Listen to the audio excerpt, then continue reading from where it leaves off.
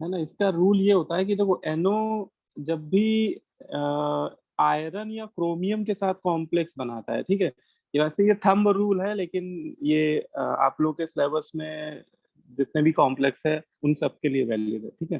कि आयरन या क्रोमियम के साथ जब भी NO का कॉम्प्लेक्स बन रहा हो, तो आप देखना कि उसमें सेंट्रल एटम कहीं आयरन तो नहीं बेटा, या क्रोमियम तो नहीं है। अगर सेंट्रल एटम इन दोनों में से कोई भी हो, है ना, सेंट्रल एटम आयरन हो या क्रोमियम हो, ठीक है बेटा, तो उसके साथ जो NO होता है वो कटायनिक फॉर्म में होता है। उसके साथ NO किस फॉर्म में होता है? कटायनिक फॉर्म में होता है, ठीक है। ये मतलब इसके लिए आप श्योर रहिए, मतलब ये डायरेक्ट आप ले सकते हो, ठीक है। उसके पीछे कुछ लॉजिक भी है, लेकिन वो जब आगे पढ़ोगे क्या लॉजिक है, अभी आपको इसको डायरेक्ट यूज करना है, ठीक है। जैसे एक एग्जांपल होता है ब्राउन रिंग कॉम्प्लेक्स का, ठीक है। ब्राउन रिंग कॉम्प्लेक्स में NO होता है एज ए लिगेंड। तो इसमें आपको ये ध्यान रखना है कि आप सेंट्रल एटम के रिस्पेक्ट में इसको समझ लीजिए कि इसका सेंट्रल एटम कौन है? Fe iron. है। और Fe के साथ आ गया NO, तो वो 100% कैटायनिक फॉर्म में ही होगा, ठीक है। तो अगर मुझे आयरन की ऑक्सीडेशन नंबर निकालने को बोला जाए ब्राउन रिंग कॉम्प्लेक्स में, तो आयरन की मैं X मान लूंगा, वाटर तो वैसे भी +1 आ न्यूट्रल रही है। होते हैं।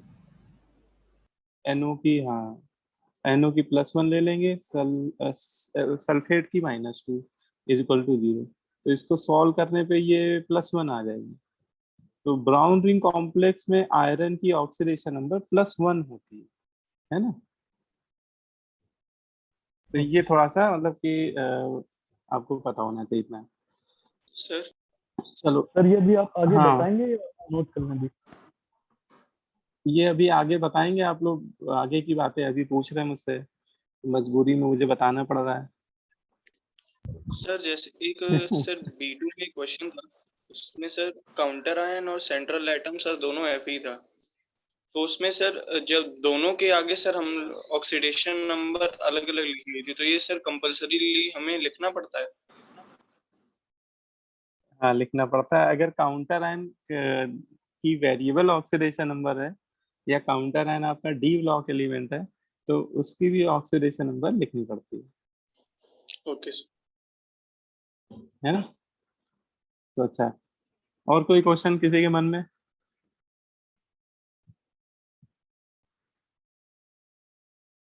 चले फिर आगे चले। देखो यस। अच्छा, तो इसमें नेमिंग ऑफ बाई कॉम्प्लेक्स की नेमिंग कैसे करते हैं? देखो, बाई कॉम्प्लेक्स ऐसे कॉम्प्लेक्स होते हैं जिसमें उसका जो कटायन होता है वो भी कॉम्प्लेक्स के फॉर्म में होता है, और एनायन भी कॉम्प्लेक्स के फॉर्म में होता है, ठीक है। मतलब इसमें कटायन भी कॉम्प्लेक्स के फॉर्म में मिलेगा आपको, एनायन भी कॉम्प्लेक्स फॉर्म में मिलेगा, ठीक है। नेमिंग, इसमें ऐसा नहीं कि नेमिंग में कोई नया रूल आपको समझना है, ठीक है, ऐसा कोई नया रूल नहीं लगता है। सो सिंपल वे में उसको करना है कि पहले आप लेफ्ट टू राइट जैसे हम लोग चल रहे थे वैसे ही चलना है। तो पहले जो बेटा लेफ्ट साइड आयन है, लेफ्ट साइड कॉम्प्लेक्स आयन है, ठीक है, उसका नेम पहले लिख देना है बेटा आपको। और जब उसका नेम लिख देंगे तो राइट वाला जो बेटा राइट साइड कॉम्प्लेक्स आयन है, फिर उसका नाम लिख देंगे, ठीक है। तो ये इसमें लॉजिक होता है। तो पहले आपको लेफ्ट वाले डब्बे के अंदर जाना है, उसमें से लीगेंड्स का नेम पहले लिखते हैं डब्बे के अंदर। तो लीगेंड इसमें अमोनिया है, अमोनिया को एमीन बोलते हैं, ठीक है, तो इसको क्या हो जाएगा, टेट्रा एमीन, ठीक है।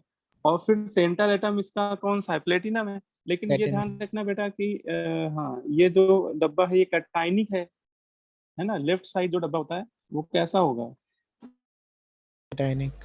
कैटाइनिक होगा, ठीक है। और लेफ्ट कैटाइनिक वाले कॉम्प्लेक्स में मेटल के नेम के आगे 8 ऐड नहीं करते हैं, नहीं कट। है ना। तो नॉर्मली उसको प्लेटिनम बोल देंगे हम लोग। ऑक्सीडेशन नंबर अभी निकाल के रखनी पड़ेगी मुझे। अच्छा, फिर मैं क्या करूंगा, इस डब्बे से बाहर आऊंगा, दूसरे डब्बे में इंटर कर जाऊंगा राइट वाले आयन में। अब इसमें, हाँ, इसमें लीगेंड कौन है, क्लोराइडो, तो क्या लिख देंगे, टेट्रा क्लोराइडो। अब ये वाला एनाइनिक है, तो इसमें मेटल के नेम के आगे platinate. As a suffix 8 add करना होगा। तो इसको बोलना पड़ेगा मुझे प्लेटिनेट। और फिर उसकी ऑक्सीडेशन नंबर भी लिखना पड़ेगा, है ना। और अभी हम लोग ने लास्ट क्लास में एक कॉन्सेप्ट सीखा था कि प्लेटिनम अगर 4 कोऑर्डिनेशन नंबर में होता है तो उसकी ऑक्सीडेशन नंबर क्या होती है, 2 होती है। तो दोनों में ही 2 होगी है ना। आप निकाल भी सकते हो, लेकिन डायरेक्ट भी यूज कर सकते हो। जब श्योरली दिख ही रहा है तो फिर इसमें दोनों जगह 2 लिख दो। ठीक है, तो ये इस तरीके से नेम लिख दिया जाता है ना। बाई कॉम्प्लेक्स में मतलब कुछ भी नया नहीं है। ठीक है, एक चलो ये वाला भी करते हैं। कोबाल्ट का बाई कॉम्प्लेक्स है COEN होल थ्राइस, और दूसरे डब्बे में है CrCN होल 6। ठीक है, तो इसका नाम बताओ, आप ही लोग बताओ मुझे क्या होगा।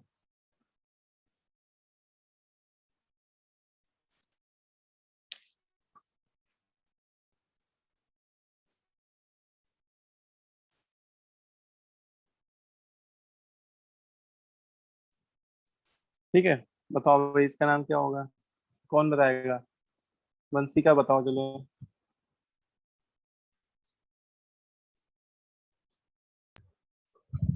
Sir sir tris ethylene diamine cobalt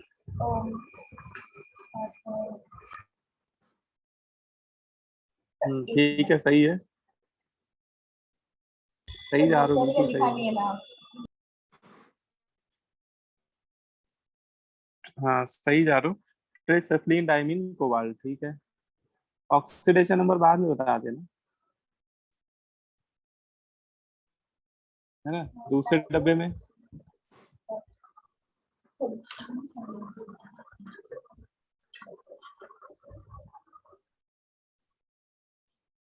दूसरे वाले आयन में बता दो। सर हेक्सासाइनाइडो क्रोमीन। बहुत बढ़िया, बहुत बढ़िया। हेक्सासाइनाइडो क्रोमेट, बिल्कुल करेक्ट, करेक्ट है बेटा, बिल्कुल। ऑक्सीडेशन नंबर वही संकट मोचन टेबल से देखो।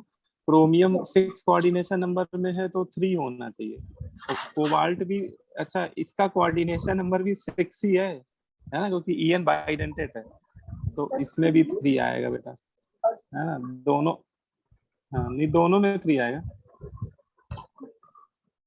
ठीक है, वैसे आप एक्स वाले मेथड से भी निकाल सकते हो।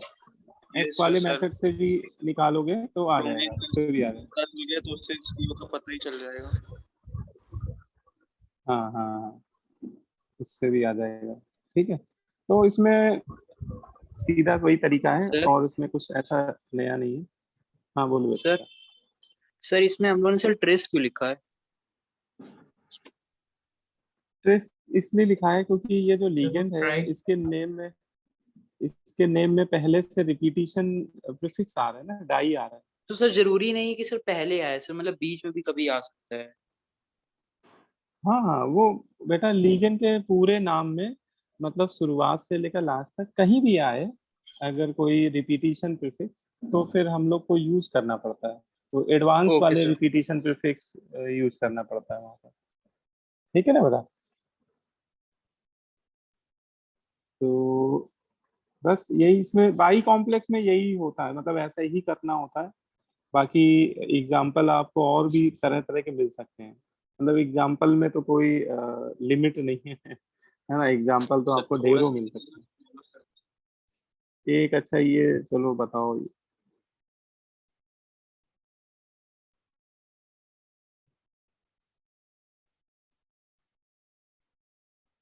ठीक है, इसका नाम बताओ भाई, कौन बताएगा मुझे। आर्यो का नाम क्या होता है? आर्यो के नाम नहीं पता। No sir. बताओ भाई, किसी को याद हो तो बताओ। रुथेनियम। हाँ, आर्यू को रूथेनियम बोलते हैं। ये रूठे हुए हैं, इनका नाम है रूथेनियम। ठीक है, ऐसे याद कर लो, रूथेनियम रूथेनियम होता है, एक्चुअली प्रोनाउंसिएशन रूथेनियम होता है। इसको मैं पढ़ता हूँ रूथेनियम। ठीक है,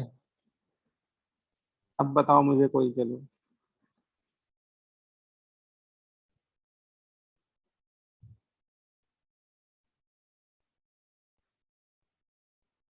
सर सर पेंटा अमीन डाइनाइट्रोलूथेनियम 2 फ्लोराइड।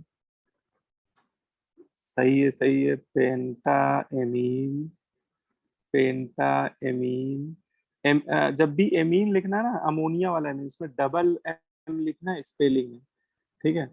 ये बहुत ध्यान रखना है, एक बार जेई में क्वेश्चन इसी में पूछा गया है। एक ऑप्शन में सिंगल एम था, एक में डबल एम था, पूरा नाम सही था, तो जिसमें डबल एम था उसको सही माना गया। पेंटा एमीन, पेंटा एमीन, इसको बोलेंगे डाई नाइट्रोजन, डाई नाइट्रोजन। और ये रूथेनियम है, रूथेनियम। ऑक्सीडेशन नंबर बाद में निकालेंगे। फिर दूसरे डब्बे में बताओ। टेट्राक्लोराइडो टेट्राक्लोराइड ऑफ प्लैटिनम। प्लेटिनम, सो 2। ठीक है, करेक्ट है बिल्कुल, टेट्राक्लोराइडो प्लेटिनम। अब देखो इस प्लेटिनम की ऑक्सीडेशन नंबर कितनी होगी सेकेंड वाले डब्बे में, है ना, 2 होगी। और रूथेनियम की आप एक्स करके निकाल लो, एक्स प्लस 5 × 0, और नाइट्रोजन की भी 0, तो प्लेटिनम की 2 हो आई। गई, क्लोराइडो की, है ना, तो कितनी आ रही है, 2 आ रही है। यस। अच्छा, सर +2। तो दोनों दोनों मेटल की चलो 2 आ गई है, ठीक है, बढ़िया है। तो इस तरह से लिख देते हैं, अगर कोई बाई कॉम्प्लेक्स है तो उसका सीधा ये तरीका है आईयूपीएसी नेम करने का, ठीक है। अब इसमें एक और आपको स्पेसिफिक केस बताता हूँ, ब्रिज कॉम्प्लेक्स, ठीक है। ब्रिज कॉम्प्लेक्स का नेम कैसे लिखते हैं, ठीक है, नोट कर लिए ये वाले। Yes. Naming of bridge complex, bridge complex का कैसे लिखेंगे, ठीक है।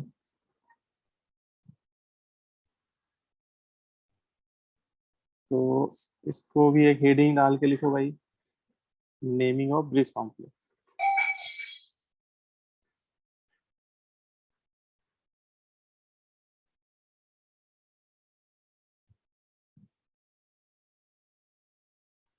देखो बेटा, ब्रिज कॉम्प्लेक्स होते क्या है, पहले तो थोड़ा ब्रिज कॉम्प्लेक्स के बारे में बेसिक पता होना चाहिए सभी को, ठीक है। देखो ब्रिज का मतलब समझ रहे होगे कि जो ब्रिज मतलब कि क्या होता है ब्रिज,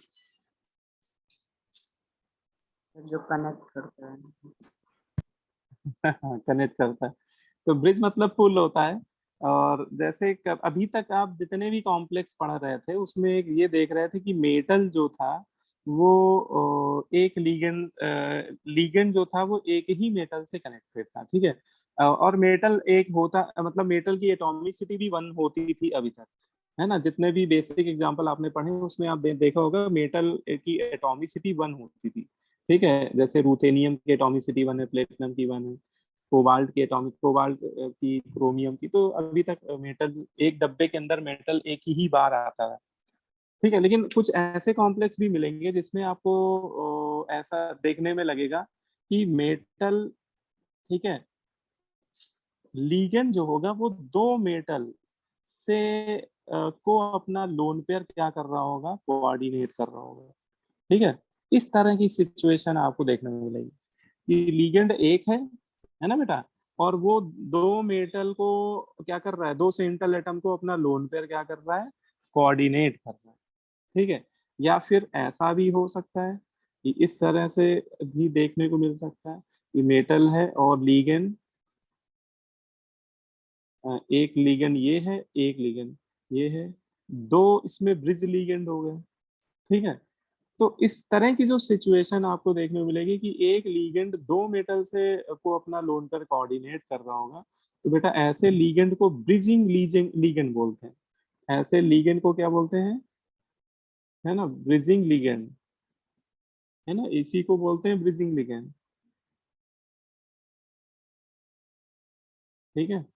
ऐसे लीगेंड को हम लोग एक नया नाम दे देते हैं, इसको क्या बोल देते हैं, ब्रिजिंग लीगेंड, ठीक है। बोलो भाई। तो जब भी कोई लिगेंड दो मेटल को अपना लोन पेयर कोऑर्डिनेट कर रहा हो, तो ऐसे लिगेंड को ब्रिजिंग लिगेंड बोलते हैं। और ऐसा लिगेंड जिस कॉम्प्लेक्स में प्रेजेंट होता है उस कॉम्प्लेक्स को हम लोग ब्रिज कॉम्प्लेक्स बोलते हैं। ठीक है, ऐसे कॉम्प्लेक्स को हम लोग क्या नाम दे देते हैं? ब्रिज कॉम्प्लेक्स, है ना।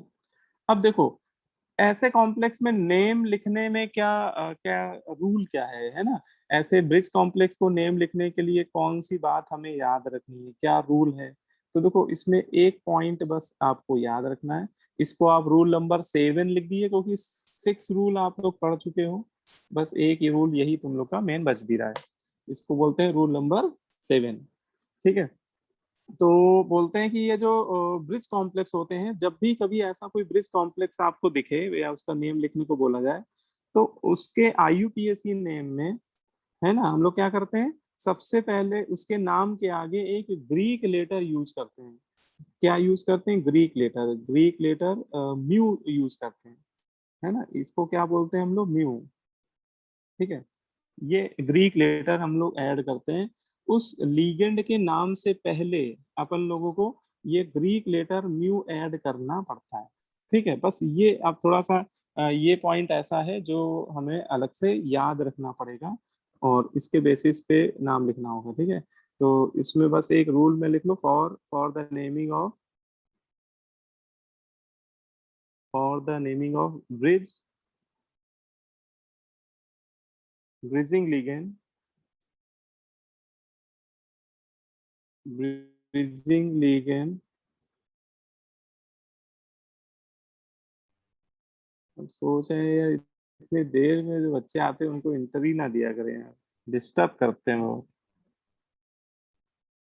For the naming of the bridging ligand use prefix mu before the name of bridging ligand. तो ब्रिजिंग लिगेंड के नाम से पहले ये म्यू प्रीफिक्स को ऐड करना होता है। ठीक है, ये बस आपको ध्यान रखना है, ये एक ग्रीक लेटर है म्यू, और ब्रिजिंग लिगेंड के नेम से पहले अपन लोगों को ये म्यू ग्रीक लेटर यूज करना पड़ेगा। ठीक है, तो ये इसमें बस एक पॉइंट है जो हम लोग को याद रखना है। अरे आर्यन गौतम, कितनी बार हो गया यार तुम?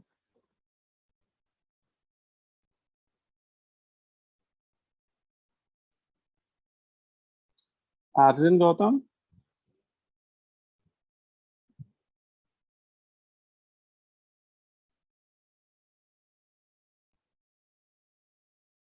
वो बोलेगा भी नहीं।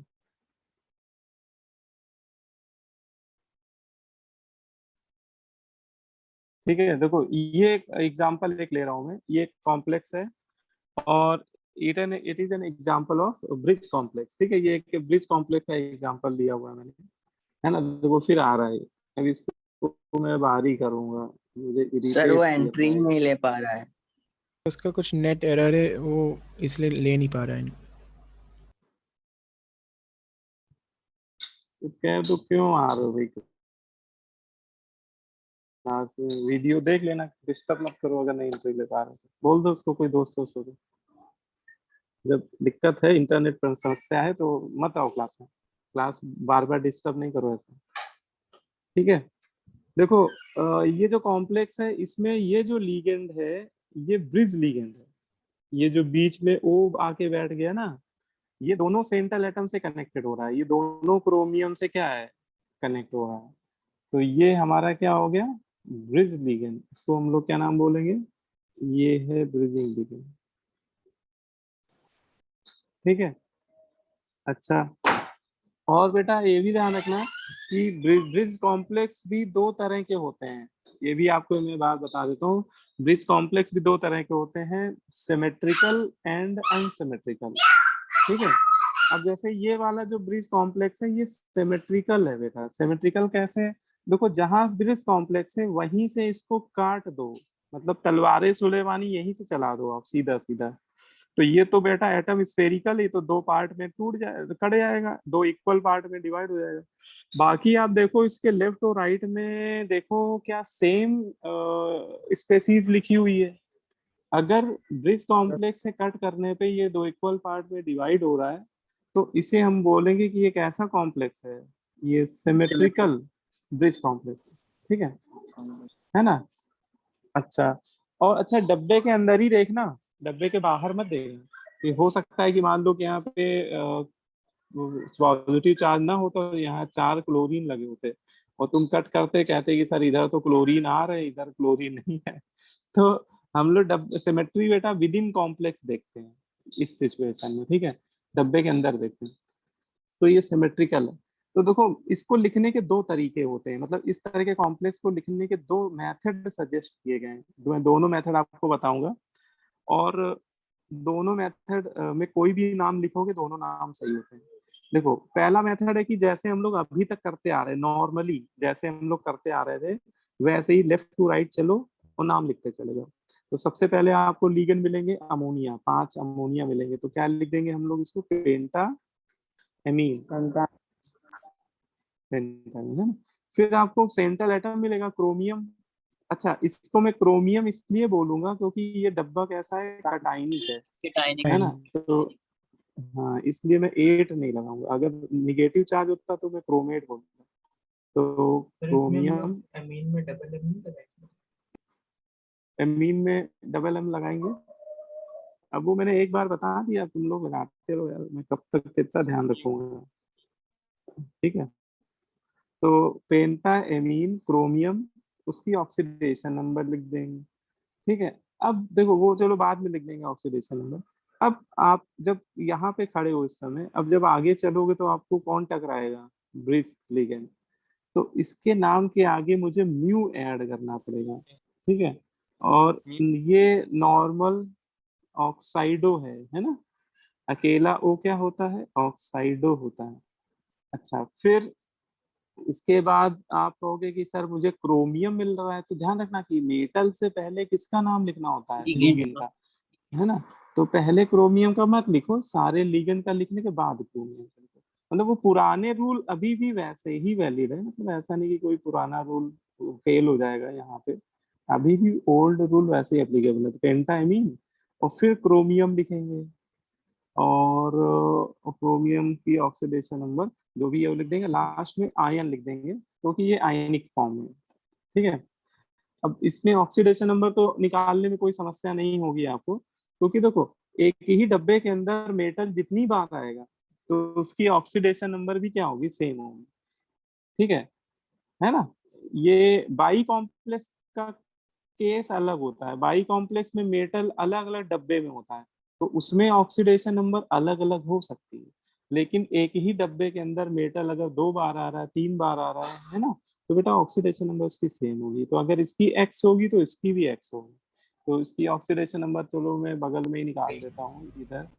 तो क्रोमियम की एक्स एक्स प्लस एक्स, अच्छा 3 आ रही है, 2x हो गया। अमोनिया की तो 5 5 10 अमोनिया 0 हो गई, और ऑक्साइडो बेटा -2 होती है बराबर +4, तो 3 आ गई ना, यस 3 आ रही है तो वही लिख देंगे। ठीक है, तो एक तो ये तरीका हो गया। लेकिन देखो ये मेथड कोई गलत नहीं है, बिल्कुल सही है। ठीक है ना। और ये तो ऐसे लिखना, अब ये वाला कॉम्प्लेक्स जो है ये बेटा सिमेट्रिकल, अभी मैंने बताया था ये सिमेट्रिकल है। तो सिमेट्रिकल कॉम्प्लेक्स के नाम को हम लोग छोटा करके भी लिख सकते हैं। ये देखो इसकी लेंथ बहुत ज्यादा नहीं होगी नाम की, देखो लंबा चौड़ा नाम दिख रहा है, तो इसको हम लोग थोड़ा शॉर्ट नेम में कन्वर्ट कर देंगे। ठीक है, तो इसके लिए एक दूसरा ऑप्शन भी होता है कि इसका नाम हम लोग थोड़ा सा स्मार्ट मेथड से करेंगे, थोड़ा छोटा कर देंगे। क्या कैसे करेंगे, देखो इसमें सिमेट्री मिल रही है तो इसका फायदा हम लोग उठाएंगे। देखो सिमेट्री मिलने की वजह से जो राइट साइड लिखा है डब्बे के अंदर वही लेफ्ट साइड लिखा है, तो बेटा हम लोग बार बार वही चीज क्यों लिखें 2 बार। जैसे देखो मैंने पहले पेंटा एमीन क्रोमियम 1 बार लिखा, फिर बाद में देखो फिर से वही चीज दोबारा लिखी ना, तो ये एक लग नहीं रहा कि बेवकूफी भरा काम किया हम लोगों ने। ठीक है, तो इसको क्या करेंगे हम लोग, एक ही बार लिखेंगे और आगे बिस लगा देंगे। ठीक है, बिस इसलिए लगा देंगे क्योंकि पेंटा वर्ड यहाँ पे आ जाएगा ना, अमोनिया के लिए पेंटा पहले ही से आ जाएगा, और इसको केवल एक ही बार लिखेंगे और आगे बिस यूज कर लेंगे। हाँ, लेकिन जब सॉर्ट वाला फंडा लगाना तो उसमें ब्रिज लिगेंड को सबसे पहले लिख देना, सबसे पहले ब्रिज लिगेंड का नाम लिख देते हैं फिर इस वाले मेथड में। तो म्यू ऑक्साइड हो, इसको सबसे पहले लिख दो और फिर आप करो बिस लगा के, बिस लगा के क्या लिख दो, पेंटा, किसी एक तरफ का नाम लिख दो, इधर का लिख दो या इधर लिख दो, तो सेम ही है ना, पेंटा एमीन क्रोमियम। ठीक है, और जो भी ऑक्सीडेशन है वो लिख दो, बस ब्रैकेट लगा दो, आगे एन लिख दो, बस ये नाम हो गया। तो थोड़ा नेम शॉर्ट हो गया इसका, तो ये भी सही है और ये भी सही है, मतलब दोनों यहाँ हम लोग लिख सकते हैं, दोनों नेम यहाँ पे लिखे जा सकते हैं। बोलो भाई, समझ में आया सभी को?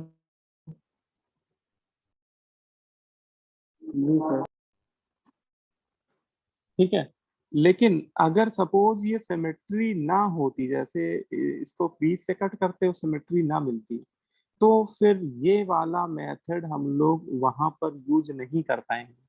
ये वाला तभी यूज करेंगे इफ कॉम्प्लेक्स इज सिमेट्रिकल, मतलब ये रूल तभी यूज करेंगे जब कॉम्प्लेक्स कैसा हो, सिमेट्रिकल। ठीक है, तो सेकंड रूल की लिमिटेशन है, ये तभी हम लोग यूज करेंगे जब हमारा कॉम्प्लेक्स कैसा हो, सिमेट्रिकल। और अगर अनसिमेट्रिकल है तो फिर भैया वैसे ही लिखना पड़ेगा, लंबा चौड़ा नाम जो भी आएगा वही लिखेंगे। ठीक है, उसमें फिर शॉर्ट नहीं हो पाएगा। ठीक है, बोलो भाई, है ना, शॉर्ट हर जगह नहीं, मतलब हर केस में नहीं हो पाएगा। चलो अच्छा, एक एग्जांपल और लेते हैं।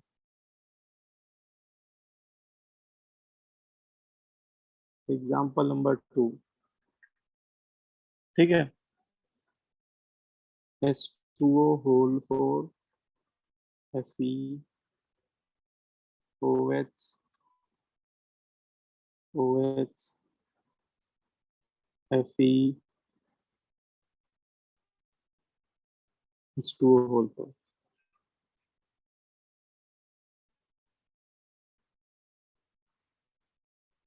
वो डब्बे के बाहर ऐसे होगा। ठीक है, जैसे ये कि मैंने एग्जांपल लिया है, ये भी आपका एक ब्रिज कॉम्प्लेक्स है। ठीक है, तो देखो, अब पहले इसमें देखो कि ये दोनों तो ब्रिज लीगेंड है। ठीक है, अब यहाँ से कट्टा मारो, देखो सिमेट्रिकल है कि अनसिमेट्रिकल, डब्बे के अंदर ही देखना, सिमेट्रिकल। है ना, तो ये सिमेट्रिकल है, गुड। तो जब सिमेट्रिकल है तो फिर वही सॉर्ट वाला मेथड लगाओ, वो ज्यादा सही है। उसमें क्या करो, पहले इन्हीं का नाम लिख दो। ठीक है, हाँ, तो इसको ऐसे लिखो, डाई पहले लिखो, डाई फिर म्यू हाइड्रोक्साइड। ठीक है, डाई म्यू हाइड्रोक्साइड हो, क्योंकि बेटा दोनों सेम ही है तो उनको एक साथ लपेट के लिख दो, डाई वर्ड यूज करके, डाई म्यू हाइड्रोक्साइड। और यही दोनों ब्रिज लिगेंड है, इन्हीं के नाम के आगे म्यू लगाएंगे, बाकी वाटर के नाम के आगे म्यू मत लगाना। अब देखो, अब इतना तो इन दोनों का नाम तो लिख दिया, अब इसके लेफ्ट साइड या राइट साइड में किसी एक तरफ का नाम लिख दो, तो इसका हो जाएगा टेट्रा एक्वा आयरन। हाँ, तो बिस तो लगाना ही पड़ेगा बेटा, बिस के बिना काम नहीं चलेगा, क्योंकि दोनों तरफ है ना, बिस टेट्रा एक्वा आयरन। फिर आयरन की ऑक्सीडेशन नंबर लिख देंगे, और फिर डब्बे के बाहर सल्फेट, डब्बे के बाहर सल्फेट, है ना। अच्छा, ऑक्सीडेशन नंबर आप ही बता दो, इसकी भी एक्स मान लेना, इसकी भी एक्स मान लेना, है ना, 2 आएगी। ओवेच, हाँ, ओवेच की -1 पानी की 0 और सल्फेट की -2, तो निकालो जरा, 2 आनी चाहिए।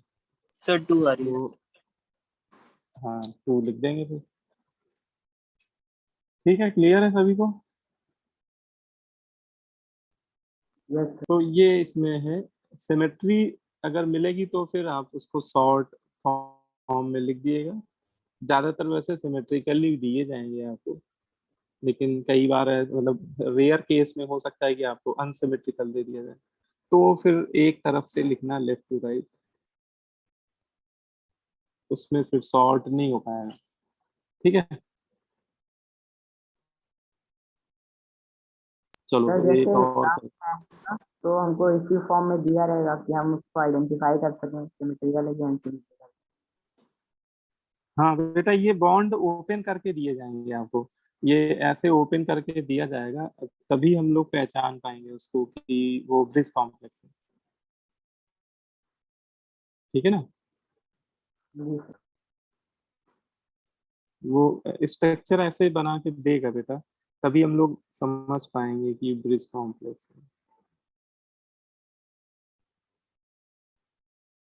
चलो बताओ, अर्चित बताओ बेटा, इसका नाम तुम ही बताओ जरा।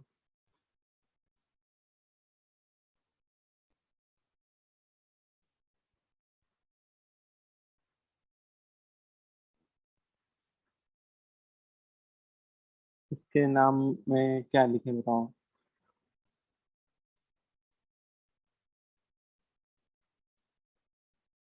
सर ये सिमेट्रिकल नहीं है।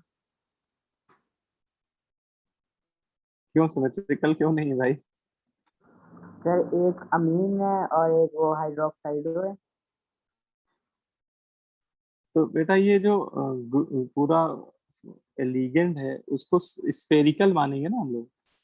अब इसको तलवारी सुलेमानी ऐसे काटो सिमेट्रिक। तो ये NH2 भी दो इक्वल पार्ट में डिवाइड हो गया, OH भी दो इक्वल पार्ट में। अब इधर देखो, ये और ये क्या सेम है आपस में?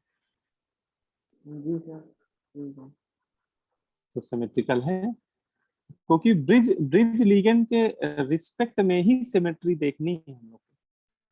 ठीक है, तो ये सिमेट्रिकल है बेटा। बताओ नाम बताओ, इसका क्या होगा? सर म्यू अमीन हाइड्रोक्साइडो सर बेस टेट्रा अरे अमीन। एक मिनट, ये NH2 है। NH2 माइनस होता है, लेकिन इसको एमीन का नहीं बोलते। इसको अमीन, अमीन बोलते हैं क्या? नो सर इसको अमीन नहीं बोलते हैं। अमीडो। क्या बोलते हैं इसे? अमीडो। एमिडो बोलते हैं ना। तो वही सब, ये सब चीजें ध्यान रखिए। म्यू एमिडो। ठीक है, म्यू एमिडो। और फिर OH को क्या लिखेंगे? म्यू हाइड्रोक्साइडो। हाइड्रोक्साइड। हाँ ठीक। तो इन दोनों में देखो, मैंने अल्फाबेटिकल सीक्वेंस यूज किया है, क्योंकि लीगेंड में कोई बड़ा छोटा नहीं होता है, तो हमेशा अल्फाबेटिकल ऑर्डर में लिखेंगे। तो म्यू एमिडो विद हाइड्रोक्साइड। उसके बाद क्या लिखेंगे? Base base tetra amine cobalt. हाँ, बिस टेट्रामीन कोबाल्ट। ठीक है, अब सही तुमने बता दिया, करेक्ट हो गया। तो यही सब चीज ध्यान रखनी, लास्ट में आयन लिख देना, क्योंकि ये आयनिक फॉर्म में दिया हुआ है। सर सर बाकी इसकी वो ऑक्सीडेशन ऑक्सीडेशन नंबर शायद 3 आएगी। चेक करो जरा, यस 3 आ रही है ना? आ रही है। एन NH2 देखो, जिसको नहीं समझ, मतलब उसको डाउट हो रहा है, समझ लो। NH2 पे भी -1 का चार्ज है, OH पे भी -1 का चार्ज है ना? कोबाल्ट X अमोनिया की 0 0 खत्म, मतलब क्रॉस इसलिए लगा दिया कि 0 है, और बराबर +4 कर दो। तो 2x - 2 बराबर 4, 2x बराबर 6, तो x बराबर 3। ठीक है, चलो सर ऑक्सीडेशन नंबर तो सबको निकालना आता है। हाँ हाँ बोलो बेटा। सर एक चीज़ पूछनी थी सर, अगर जैसे एक हम्म। कॉम्प्लेक्स हम बना रहे हैं जिसमें NH2 की जगह सर O होगा, तो सर कोबाल्ट की सर फिर ऑक्सीडेशन नंबर सर फ्रैक्शन में आ रही है, तो वो कंडीशन में सर वो कॉम्प्लेक्स पॉसिबल नहीं होगा, या फिर सर उसमें भी नॉमेनक्लेचर का कोई तरीका है? नहीं नहीं, मैं पूरी बात सुन नहीं पाया, क्या एक बार फिर से बोलो बेटा। सर जैसे NH2 इसी कॉम्प्लेक्स को अगर हम देखें, तो NH2 की जगह अगर सर हम ऑक्साइड आयन O लगा दें, सर उसका -2 होता है सर ऑक्सीडेशन नंबर। हाँ हाँ ठीक है ठीक है। सर उस कंडीशन में कैलकुलेट करने पे सर कोबाल्ट की sir oxidation number sir fraction में आ रही है, तो वो सर मतलब किस तरह की कंडीशन होगी, वो एक मिनट एक्सप्लेन कर दीजिए। देखो कॉम्प्लेक्स कंपाउंड में इस पूरे चैप्टर में ऐसा कॉम्प्लेक्स एक्चुअली एग्जिस्ट ही नहीं करते हैं जिसमें मेटल की फ्रैक्शनल ऑक्सीडेशन नंबर है ना। ऐसे कॉम्प्लेक्स दुनिया में पाए ही नहीं जाते हैं, बनते ही नहीं हैं। तो हम लोगों को कभी ऐसा एग्जाम्पल दिया ही नहीं जाएगा, है ना। वो ओके सर। आपको आपको लग रहा है कि यहाँ पे O2 अगर लगा दें, लेकिन वो एक हाइपोथेटिकल कॉम्प्लेक्स होगा। उसमें अगर कभी फ्रैक्शनल आने लगे तो समझ जाना कि वो हाइपोथेटिकल कॉम्प्लेक्स है ना। ऐसा पॉसिबल नहीं होता है, ऐसा दिया ही नहीं जाएगा पहली बात। वो हमेशा इवन में आएगी ऑक्सीडेशन नंबर। हाँ निगेटिव हो सकती है, निगेटिव हो सकती है रेयर केस में, लेकिन फ्रैक्शनल नहीं हो सकती कॉम्प्लेक्स। ठीक है। ओके सर, तो मतलब नेगेटिव वाले में सर जैसे कोबाल्ट के आगे 3 लगा दे तो उसके आगे नेगेटिव साइन लगाएंगे ऑक्सीडेशन नंबर। हाँ हाँ हाँ, अगर निगेटिव आ जाए तो फिर जैसे यहाँ पे -3 आ जाती सपोज, तो फिर माइनस फिर ऐसे 3 लिख देते, क्योंकि देखो रोमन में 3 को तो 3 लिखेंगे, बाकी माइनस तो लगाना ही पड़ेगा। ठीक है। Okay sir, thank you. लेकिन फ्रैक्शनल नहीं आएगी, उसके लिए निश्चिंत रहो, एक भी कॉम्प्लेक्स नहीं मिलेगा फ्रैक्शनल ऑक्सीडेशन में। एक क्वेश्चन चलो देता हूँ, ऑब्जेक्टिव क्वेश्चन है, बताइए मुझे। लिखो which of the following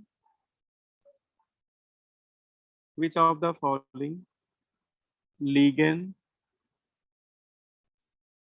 can't act as a bridging ligand। ठीक है। आपको मैं कुछ लीगेंड लिख के दे रहा हूँ, आपसे पूछ रहा हूँ कि बताओ इनमें से कौन सा लीगेंड ऐसा है जो ब्रिजिंग लीगेंड की तरह बिहेव ही नहीं कर सकता है। अच्छा भाई, पहला है वाटर, दूसरा है OH-, तीसरा है NH2-, चौथा है Cl-। ठीक है। मतलब मैं कई सारे दे रहा हूँ, उन्हीं में पहचानना है आपको। पांचवा है अमोनिया। ठीक है। और इसमें जैसे O2-2-। ठीक है, सल्फेट। ठीक है। इन्हीं में बताना है, मतलब इनमें ऐसा कौन सा लिगेंड है जो ब्रिज लिगेंड की तरह बिहेव ही नहीं कर सकता। सर ई।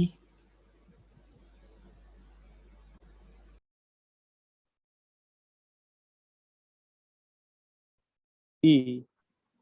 ई ए और जी। सर ए और जी। ई हो गया और ए भी हो गया, और जी। जी। अच्छा जी भी हो गया। यस सर जी भी। और इसके अलावा कोई आंसर।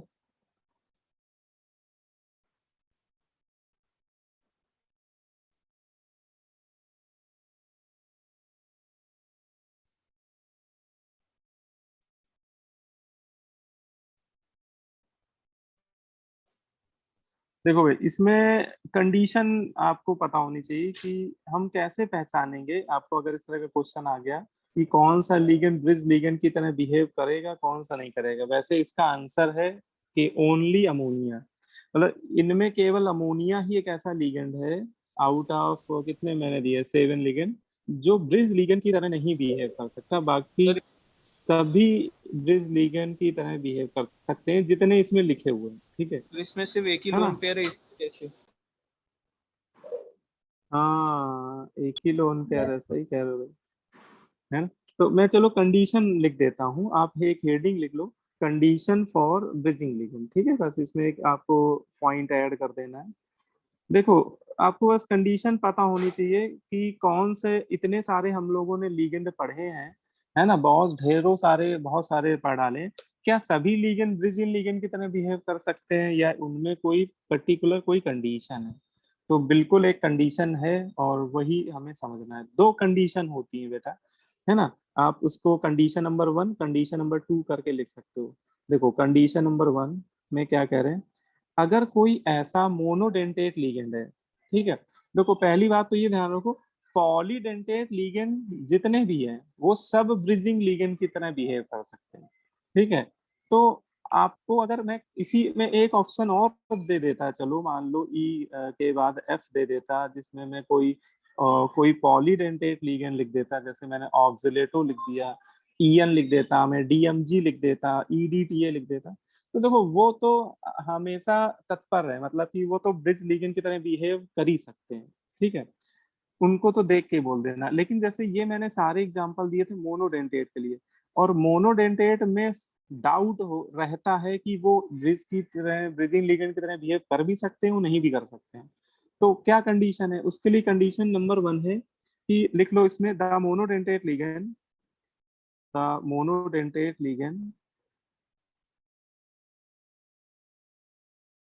ठीक है, having having at least two lone pair electron, at least two lone pair of electron on one donor atom acts as a bridging ligand,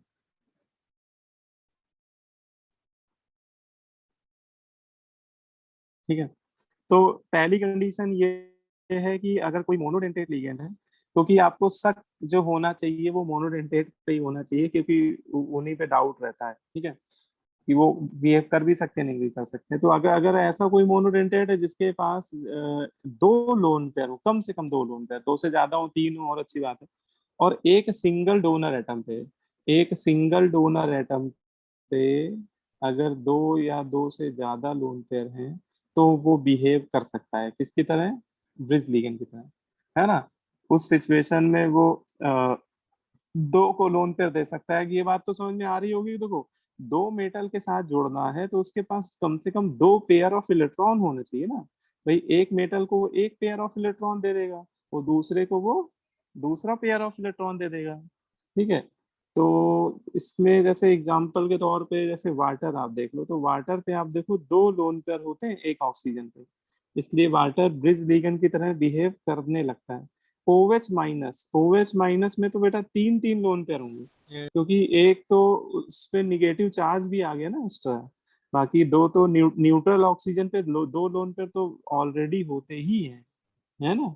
अब जैसे NH2 माइनस है, तो NH2 माइनस में जैसे अमोनिया में एक लोन पेयर तो होता ही है, एक और NH2 माइनस की वजह से एक लोन पेयर और आ जाएगा, तो ये दो दो को दे देगा, मतलब दो मेटल को दे देगा लोन पेयर, ठीक है। अब जैसे फ्लोराइड आयन है, देखो हैलाइड आयन तो भैया सबके सबके तीन तीन लोन पेयर होंगे, कोई भी हैलाइड आयन है ये सभी बोलते हैं कि बिहेव कर सकते हैं ब्रिज लिगेंड की तरह, ठीक है। ऑक्साइडो भी कर सकता है, ऑक्साइडो इसीलिए तो कर रहे हैं ना कि उसके पास दो pair of electron lone pair electron बेटा, ठीक है। तो एक कंडीशन तो ये हो गई, लेकिन एक कंडीशन ये होती है कि अगर जो इच्छाधारी वाले हैं ना, जो तुम लोग को बताए थे, मतलब जिसमें दो डोनर साइट है, हाँ, तो ऐसे मोनोडेंटेट लिगेंड जिनके पास दो डोनर साइट हो, टू डिफरेंट डोनर साइट हो, तो वो भी बिहेव कर सकते हैं। दोज मोनोडेंटेट लिगेंड, हाँ एम्बीडेंटेट जिनको बोलते हैं, विच हैव टू डिफरेंट या सेम भी हो सकते हैं, ठीक है, donor atom are also behave as a bridging ligand. तो इसमें इच्छाधारी वाले तो सारे ही आ जाएंगे, ठीक है। जैसे सी एन में कार्बन की तरफ से भी दे सकता है, नाइट्रोजन की तरफ से दे सकता है। एस सी एन में सल्फर की तरफ से भी दे सकता है, नाइट्रोजन की तरफ से भी दे सकता है। अच्छा, इसमें कुछ ऐसे भी होते हैं जो इच्छाधारी तो नहीं होते हैं, लेकिन वो भी आ जाते हैं, जैसे कार्बन मोनोऑक्साइड। कार्बन मोनोऑक्साइड में एक लोन पेयर कार्बन पे होता है, एक ऑक्सीजन पे होता है, तो वो दोनों, मतलब कि ये दोनों की तरफ से डोनेट कर सकता है। ठीक है ना? बोलो भाई। जबकि कार्बन मोनोऑक्साइड एम्बिडेंटेट की लिस्ट में नहीं आता है। ठीक है? जैसे हाइड्राजीन, हाइड्राजीन भी ब्रिज लिगेंड की तरह बिहेव कर सकता है। इसमें एक एक ये NH2 दे दे एक मेटल को, और ये वाला दे दे दूसरे मेटल को, है ना? तो ये बिहेव कर सकता है। ठीक है? बाकी आपके जैसे NO2 माइनस में दोनों ऑक्सीजन की तरफ से, NO2 माइनस तो इच्छाधारी हो गया क्या? ठीक है? O2 माइनस, इसमें दो ऑक्सीजन, दोनों ऑक्सीजन, ऐसे समझ लो O O, है ना? एक लोन पेयर ये दे दे और एक ये दे दे। ठीक है? समझ में आ रही बात? सल्फेट आयन भी बिहेव कर सकता है। सल्फेट आयन का स्ट्रक्चर देखो जरा, तो उसमें इसी तरह का तो होता है। दो ऑक्सीजन पे एक एक निगेटिव चार्ज होता है कि नहीं होता है? Yes sir. जी सर। है ना? ये वाला दे दे राइट साइड, हाँ ओके, ये राइट ये लेफ्ट, है ना? तो ये सभी बिहेव कर सकते हैं। अच्छा, इसमें अब समझ में आ गया होगा, जैसे वाटर मोनोडेंटेट ये है, लेकिन इसके पास दो लोन पेयर है, इसलिए ये कर सकता है। OH के पास दो लोन पेयर, NH2 के पास दो लोन पेयर, Cl के पास तीन, अमोनिया पास एक ही लोन पेयर है, तो बेटा ये ब्रिज लिगेंड की तरह बिहेव नहीं करता। O2 माइनस कर सकता है, सल्फेट आयन कर सकता है। पॉलीडेंटेट तो जितने हैं, बाईडेंटेट ट्राई, वो तो उनके पास तो ऑलरेडी दो दो तीन तीन डोनर साइट होती है, तो वो तो पॉल ये चाहिए, बात भी लिख लेना नीचे। All polydentate ligand also behave as bridge ligand. ठीक है? पॉलीडेंटेट तो सभी कर सकते हैं, बिहेव कर सकते हैं। ठीक है? सर सारे मोनोडेंटेट भी कर सकते हैं। सॉरी हाँ सॉरी। मोनोडेंटेट, हाँ मोनोडेंटेट में सारे नहीं कर सकते हैं। अगर ये दोनों कंडीशन में कोई भी एक कंडीशन एप्लीकेबल हो गई तो फिर बिहेव कर सकते हैं। एम्बिडेंटेट। सर सर एक डाउट आ रहा था हम्म। सर, जैसे कि लीगेंट अब देखा जाए मोनोडेंटेट में भी वो दो सिग्मा बॉन्ड बना रहा है एट अ टाइम। सो जैसे अगर हम NH2 माइनस का ही देख लें, OH माइनस का, तो है तो वो मोनोडेंटेट, तो सर यहाँ पे तो फिर वो क्या कहते हैं उसकी डेंटिसिटी दो नहीं हो जाएगी अगर 2 into 1 करें तो 2? देखो डेंटिसिटी टू इसलिए उसकी नहीं बोलेंगे हम लोग कि डेंटिसिटी तभी टू बोलेंगे जब एक मेटल, मतलब कि ऐसे कॉम्प्लेक्स जिसमें मेटल की एटॉमिसिटी 1 हो। ठीक है? और यस सर। उसी मेटल के साथ उसमें वो अटैच्ड हो जाए दो डिफरेंट डोनर साइट की रिस्पेक्ट में।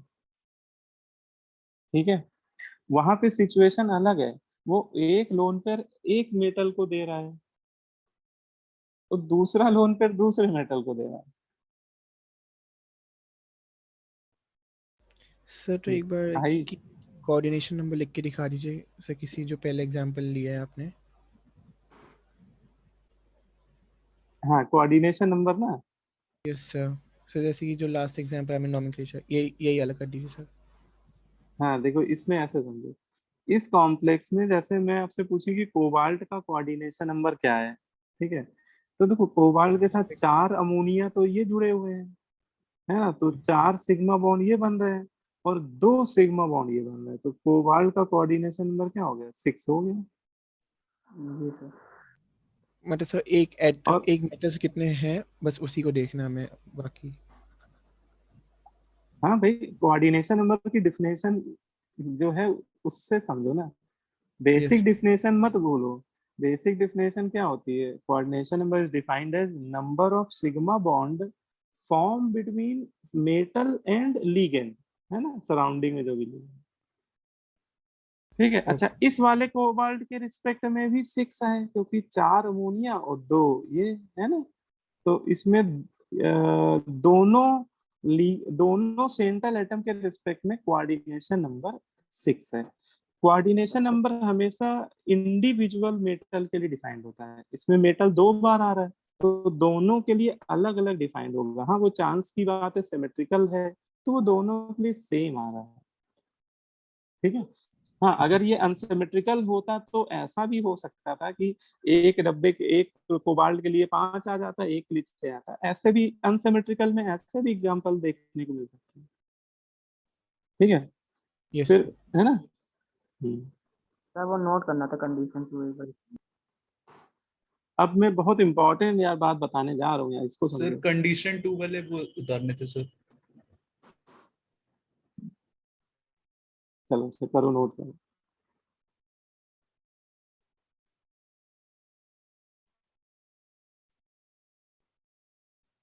इसमें एक पायराजीन भी लिखो, पायराजीन। जैसे पिरिडीन में एक नाइट्रोजन होता है, एक नाइट्रोजन और लगा दो, ये हो गया पायराजीन। पायराजीन भी एक ब्रिजिंग लिगेंड की तरह भी है।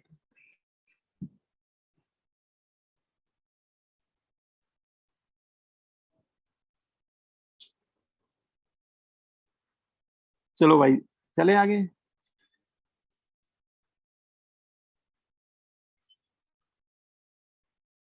अभी बहुत पढ़ाना है भैया मुझे। Yes sir. ये चैप्टर सबसे बड़ा चैप्टर है, कोऑर्डिनेशन कंपाउंड और पी ब्लॉक। मतलब दो चैप्टर ऐसे हैं जिसमें मतलब इसमें क्वेश्चन भी खूब पूछे आते हैं, मतलब हर टॉपिक से क्वेश्चन पूछा है, लेकिन थ्योरी बहुत है इसमें। अब देखो, अब मैं आपको उल्टा करना बताऊंगा कि देखो अभी तक हम लोग क्या कर रहे थे कि कॉम्प्लेक्स दिया होता था और उसका हम लोग लिखते थे आईयूपीएसी नेम, ठीक है। अब आपको आईयूपीएसी नेम लिख के दे दिया जाएगा और बोलेगा कॉम्प्लेक्स का फॉर्मूला लिखने को बोलेगा, है ना, right the formula of complex. तो रिवर्स मैनर में भैया कैसे करेंगे? तो देखो अगर उल्टा करना हो तो भैया इससे आसान क्वेश्चन ही नहीं होता है। देखो क्या है, कैसे करना है भैया। तो देखो जो बोलता जा रहा है वो तुम्हें लिखते जाना है, ठीक है। देखो एक तरफ से पढ़ो लेफ्ट टू राइट। अब देखो आपको आपको जब नेम लिखना है ना तो ऐसे चिपका चिपका के लिखना जैसे इन्होंने लिखा हुआ है ना। देखो डाई एमीन, यहाँ तक पढ़ो क्या है डाई एमीन। तो डाई एमीन का मतलब क्या हो गया, क्या लिख दें हम? NH3 hold wise. हाँ पहले एक मैं डब्बा बनाऊंगा क्योंकि डाई लगा हुआ है तो मतलब इज्जत दी जा रही, मतलब लीगेंड है वो। अमोनिया 2 बार आ रहा है डब्बे के अंदर, NH3 होल ट्वाइस, ठीक है, डाई एमीन। फिर आगे क्या कर रहा है, ट्राई एक्वा, ठीक है। अच्छा पानी भी है इसमें, तो एक्वा मतलब वाटर एज ए लीगेंड, वो 3 बार आ रहा है, ट्राई एक्वा, ठीक है। कहाँ तक पढ़ लिया, डाई एमीन ट्राई एक्वा। अब उसके बाद क्या रहा, हाइड्रोक्साइडो। OH। अच्छा ओएच भी है इसका, मतलब ओएच भाई साहब भी बैठे हुए हैं, ओएच भी लगा दो। फिर क्या बोला है, क्रोमियम, क्रोमियम। तो क्रोमियम तो सेंट्रल एटम का नाम होता है, सीआर लिख दिया और डब्बा बंद हो जाएगा क्योंकि मेटल के बाद फिर कोई होता नहीं डब्बे के अंदर। फिर कह रहा है क्रोमियम पे ऑक्सीडेशन नंबर 3 है और डब्बे के बाहर क्या है, नाइट्रेट है, NO3-। अच्छा अब मुझे एक बात बताओ कि जब हम लोग आईयूपीएसी नेम लिखते थे तो वहां पे काउंटर आयन कितनी बार आ रहा है, क्या ये चीज बताते थे कभी भी? नहीं सर। ठीक है, नो सर। कभी नहीं बताते थे, है ना। तो जैसे उसने नाइट्रेट लिखा तो इसमें जब उल्टा करते हैं तो बस हमें थोड़ा सा यही चीज चेक करनी होती है कि काउंटर आयन की एटॉमिसिटी क्या है, क्योंकि हो सकता है काउंटर आयन 2 बार आया हो तब भी हम लोग आईयूपीएसी नेम में नाइट्रेट ही लिखेंगे, 4 बार आया हो तो भी हम लोग नाइट्रेट लिखेंगे। तो ये कैसे पता लगाएं यार काउंटर आयन कितनी बार आ रहा है? तो वो क्या करेंगे, डब्बे पे नेट चार्ज निकाल लेंगे, इस पूरे डब्बे पे बेटा नेट चार्ज निकाल लेंगे कॉम्प्लेक्स आयन पे। तो निकालो भैया नेट चार्ज। देखो +2। इसमें क्रोमियम पे ऑक्सीडेशन नंबर जो सेंट्रल एटम में तो हमेशा लिख के दी जाएगी, और बाकी लीगेंड में ऑक्सीडेशन नंबर आप लोग को पता है, OH पे -1, अमोनिया न्यूट्रल 0, वाटर भी 0, है ना। कितना आ गया, +2। इसका अंदर डब्बे पे नेट चार्ज है +2। और हमेशा, अब ये तो तुम लोग को बचपन से पढ़ा जा रहा है, अगर कोई आयनिक कंपाउंड है AXBY तो मतलब ऐसा, तो उसका जब फॉर्मूला बनाते हैं तो कटायन की जो वैलेंसी होती है नेट चार्ज, वो है ना, हाँ, क्रॉस मल्टीप्लाई कर देते हैं, ऐसे उसका फॉर्मूला बन जाता है। तो यही काम यहाँ पे करो बेटा, 2 यहाँ पे ले आओ इनायन के सब सुपरस्क्रिप्ट में, और ये 1 इधर आ जाएगा, तो इसका फॉर्मूला बन जाएगा CrOH। अब थोड़ा सिस्टमेटिक वे में लिख डालो, बस खत्म है। देखो डब्बे के यहाँ पे 1 आएगा, और नाइट्रेट कितने आ गए इसमें, 2 आ गए। अच्छा 1 लिखना कोई कंपलसरी नहीं, 1 हटा दो, बस ये बन गया फॉर्मूला हमारा। सर जो ये लीगेंड होता है उनका ऑर्डर मायने नहीं रखता ना, कि OH पहले आ रहा है कि NH3 होल्ड वाइज पहले आ रहा है। नहीं नहीं नहीं, कुछ नहीं, आगे पीछे किसको भी कहीं भी लिखो, इससे कोई फर्क नहीं पड़ेगा। Okay sir. हाँ, IUPAC नेम लिखते समय अल्फाबेटिकली लिखते हैं, ठीक है, सर वहाँ पे H2 IUPAC नेम लिखते समय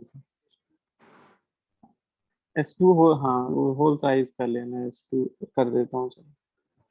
अब जैसे दूसरा वाला करते हैं, बेरियम, इसमें क्या कह रहा है, बेरियम डाई हाइड्रोक्साइड। तो देखो बेरियम मतलब समझ में आ रहा है, ये तो डब्बे ब्रैकेट के के बाहर बाहर। बैठा होगा, है ना। अच्छा, और बेरियम पे ऑक्सीडेशन नंबर 2 होगी, क्योंकि अल्कलाइन अर्थ मेटल है। फिर देखो, क्योंकि बेरियम को इज्जत नहीं दी गई है ना, तो समझ में आ गया, काउंटर है। अब यहाँ से इज्जत दी जा रही, डाई हाइड्रोक्साइड, मतलब अब डब्बा शुरू हो गया, डब्बा बना दो भाई, बड़ा डब्बा बना दो। ठीक है, कितने हैं, डाई हाइड्रोक्साइडो, मतलब OH कितनी बार आ रहे हैं, 2 बार। फिर कह रहा है इसके बाद डाई नाइट्राइटो, है ना, देखते हैं ना भैया, बड़ा छोटा छोटा लिखा हुआ, डाई नाइट्राइटो, नाइट्राइटो ओ, नाइट्राइटो ओ मतलब समझ रहे हो, ONO, ONO। सर ओ ऑक्सीडेशन। है ना, ये पूरा यहाँ से यहाँ तक है नाइट्राइटो। फिर इसके बाद क्या है, ऑक्सलेटो, ऑक्सलेटो किसको बोलते हैं, C2O4, OX। या हाँ, इसकी जगह C2। OX भी लिख सकते हो, हाँ इसके लिए OX लिख सकते हैं बाई डेंटेट के लिए। अब फिर इसने जिरकोनेट, जिरकोनेट मतलब जेडार। जिरकोनियम है, जेडार। जेडार, है ना। अब इस पे जेडार पे ऑक्सीडेशन नंबर 4। तो अब ये निकाल लो कि इस पूरे डब्बे पे नेट चार्ज कितना है, पूरे कॉम्प्लेक्स आयन पे क्या चार्ज है। तो देखो जिरकोनियम पे 4 है, OH पे -2, इसमें -2 -2, कितनी आ सब गई, माइनस। -2। हाँ, तो इस पे नेट चार्ज -2 है। अब आप क्रॉस मल्टीप्लाई कर दो, तो ये 2 इधर आएगा, ये 2 इधर, लेकिन वो 2 2 क्या हो जाएगा, कैंसिल। कैंसिल, है ना। तो उसका जो सिंपलेस्ट मॉलिक्यूलर फॉर्मूला आएगा वो इस केस में तो यही आ जाएगा, दोनों को मिला के लिख दो बस, बन गया फॉर्मूला, ठीक है। तो इसमें ये आसान होता है, कोई इसमें टेंशन लेने वाली बात नहीं, बस आपको लीगेंड वीगेंड सब नाम वाम पता होने चाहिए, वो लीगेंड की जो लिस्ट है वो सबसे ज्यादा इम्पोर्टेंट है। अगर किसी को लिस्ट नहीं याद है तो ये सब में कहीं ना कहीं दिक्कतें आएंगी उसको, है ना। तो वो सब आप लोगों ने याद कर ही लिया है, और नहीं भी याद किए तो याद करना है। ये 2 आप लोग करिएगा, इसको एज ए होमवर्क में छोड़ रहा हूँ, ठीक है, इसको अटेम्प्ट करिएगा। तो अब इसमें आगे बढ़ते हैं लोग। तो ये आपका IUPAC ने वाला पोर्शन कंप्लीट हो गया, ठीक है। से वो बोलो क्वेश्चन भाई, बता दीजिए, नोट करना है। अरे वो तुम देख लेना बाद में यार, ओके अब सर। इतना नोट करोगे, थोड़ी जगह छोड़ दो, बाद में नोट कर लो। चलो भाई, अब इसमें नेक्स्ट टॉपिक पे आते हैं। इसके बाद देखो, ये हम लोगों ने IUPAC नेमिंग लिखना सीख लिया, ठीक है। इसके बाद हम लोग बात करते हैं थ्योरी ऑफ बॉन्डिंग, है ना। कॉम्प्लेक्स कंपाउंड में बॉन्डिंग के रिगार्डिंग क्या थ्योरीज दी गई हैं, उन पे डिस्कशन करते हैं। तो लिखो theory of bonding, theory of bonding in coordination compound.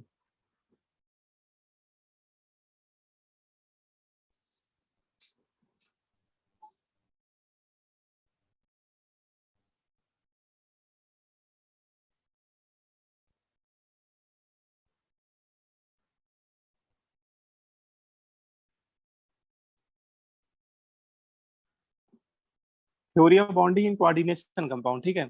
Coordination compound के में कौन कौन सी थ्योरीज दी गई हैं बॉन्डिंग रिगार्डिंग? तो सबसे पहली या सबसे ओल्डेस्ट जो थ्योरी है वो वर्नर नाम के साइंटिस्ट ने दी थी। इसे हम लोग पढ़ते हैं वर्नर्स कोऑर्डिनेशन थ्योरी। इसको हम लोग क्या पढ़ते हैं? Werner's coordination theory. दूसरा, वर्नर की थ्योरी बहुत ओल्ड थ्योरी थी, है ना, बहुत सारे उसमें ड्रॉबैक्स थे, तो उसको मॉडिफाई किया बाद में वैलेंस बॉन्ड थ्योरी में। वैलेंस बॉन्ड थ्योरी एक तरह की एवरेज टाइप की थ्योरी है कॉम्प्लेक्स कंपाउंड की बॉन्डिंग के लिए, लेकिन पूरी तरह से कॉम्प्लेक्स के बारे में एक्सप्लेन नहीं कर पाती, बहुत सारे इसमें भी ड्रॉबैक्स होते हैं। तो जो सबसे एडवांस थ्योरी है वो है crystal field theory, CFT, crystal field theory. वैसे एक थ्योरी और है, इसके बाद एक थ्योरी और दी गई थी, ligand field theory, LFT, but ये सिलेबस में नहीं है, आपके जेई के सिलेबस में या फिर आपके स्कूल सिलेबस में। ये आपको ग्रेजुएशन में भी नहीं पढ़ाई जाती है, ये समझ लो आपको जब PG करोगे तब पढ़ाई जाएगी, ठीक है। ये नॉट इन सिलेबस। लेकिन सबसे एडवांस थ्योरी देखी जाए तो यही है, लीगेंड फील्ड थ्योरी। तो हम लोग को बेसिकली ये शुरुआत की 3 थ्योरीज पढ़ लेनी है, ठीक है। ये तीनों हम लोग के सिलेबस में है और इसमें खूब सारे क्वेश्चन पूछे जाते हैं। वर्नर सबसे पुरानी थ्योरी है, ये 1893 में दी थी, और VBT थोड़ी उसके रिस्पेक्ट में थोड़ी एडवांस है, और ये उससे भी ज़्यादा एडवांस है, ठीक है। तो ये सारी थ्योरीज हम लोग को पता होनी चाहिए कि कौन सी थ्योरी में क्या बताया गया कॉम्प्लेक्स के बारे में, ठीक है। तो सबसे पहले हम लोग वो सबसे पहली थ्योरी डिस्कस करेंगे, वर्नर्स कोऑर्डिनेशन थ्योरी।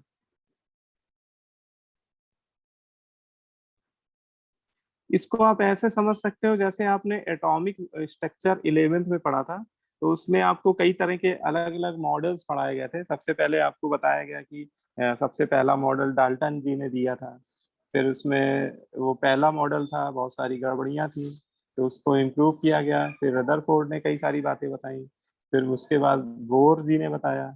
अल्टीमेटली पता चला कि जो सबसे सही है वो श्रोडिंगर का वेव मॉडल है ना। तो धीरे धीरे चीजें एडवांस होती गई और थ्योरी भी इम्प्रूव करती गई। तो ऐसे ही यहाँ भी थोड़ा सा ये जो पोर्शन है बॉन्डिंग ऑफ कॉम्प्लेक्स कंपाउंड, ये भी एक तरह का मतलब कि हिस्टोरिकल वाला पोर्शन है ना, कि जैसे वर्नर थ्योरी पढ़ेंगे तो ये सबसे ओल्ड थ्योरी है ना, इसमें बहुत सारी गड़बड़ियां हैं। लेकिन ये भी पता होना चाहिए कि भैया वर्नर ने ये थ्योरी दिया था, देखो ये मतलब अपने आप में बहुत बड़ी बात है 1893 में, और उस समय इलेक्ट्रॉन की डिस्कवरी नहीं हुई थी, और इलेक्ट्रॉन की डिस्कवरी नहीं हुई थी उस समय उन्होंने कुछ बातें हम लोग को बताई थी, ठीक है। तो ये बहुत बड़ी बात है अपने आप में कि लोगों को ये नहीं पता था इलेक्ट्रॉन भी होता है। इलेक्ट्रॉन का मतलब कि एग्जिस्टेंस पे उस समय द्वंद्व छिड़ा हुआ था, मतलब कि कुछ कंफर्मेशंस नहीं थे, है ना, उस समय की थ्योरी है अपने आप में, इसीलिए इसको वेटेज भी दिया जाता है, ठीक है। अब आज की डेट के हिसाब से देखोगे तो आपको लगेगा कि ये थ्योरी हर जगह एप्लीकेबल नहीं है, तो वो बात अलग है, ठीक है। तो अरे ये क्या हो गया, मैं लिख रहा हूँ ऊपर आ रहा है नीचे।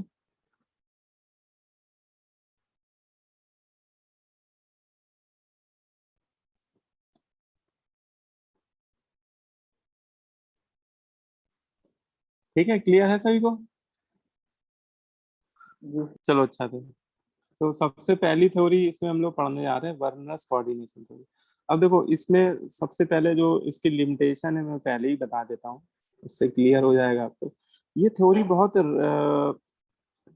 Limited number of complex compound के लिए एप्लीकेबल है, ठीक है। वर्नर जो कुछ एक्सपेरिमेंट कर रहे थे वो कोबाल्ट और प्लेटिनम के कुछ कंपाउंड के साथ कर रहे थे, उन्हीं के लिए उन्होंने ये थ्योरी प्रपोज की थी। तो लिख लो ओनली एप्लीकेबल बाद में इनको नोबेल प्राइज मिला था, और बोला जाता है कि इनऑर्गेनिक केमिस्ट्री में पहला नोबेल प्राइज जिस साइंटिस्ट को दिया गया था वो वर्नर ही थे। ठीक है, फर्स्ट साइंटिस्ट इनऑर्गेनिक केमिस्ट्री के फील्ड में, फर्स्ट नोबेल प्राइज इन्हीं को दिया गया था। ठीक है, इस थ्योरी के लिए नहीं दिया गया था, उन्होंने कुछ काम और भी किए थे। ठीक है, अच्छा देखो भाई, तो ओनली एप्लीकेशन फॉर ये जो हम लोग वर्नर थ्योरी पढ़ रहे हैं, ये केवल कोबाल्ट के कॉम्प्लेक्स, कोबाल्ट के +3 ऑक्सीडेशन नंबर वाले कॉम्प्लेक्स, ठीक है, प्लेटिनम, प्लेटिनम के 4 ऑक्सीडेशन नंबर वाले कॉम्प्लेक्स, और क्रोमियम, क्रोमियम के 3 ऑक्सीडेशन नंबर वाले कॉम्प्लेक्स के लिए एप्लीकेबल थे।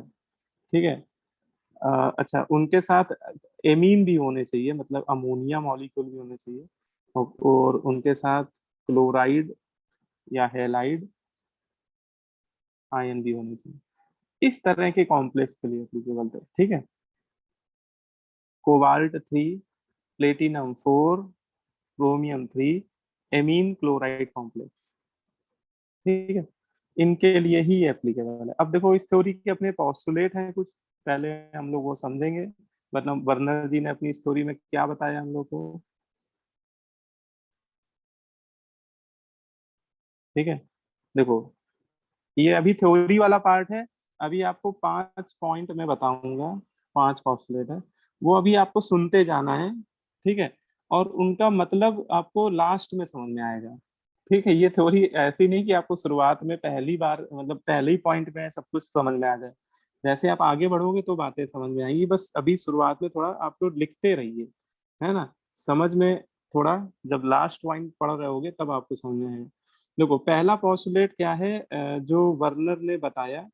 वर्नर ने बोला कि कुछ कंपाउंड नेचर में ऐसे होते हैं जिसमें मेटल की 2 तरह की वैलेंसीज होती है।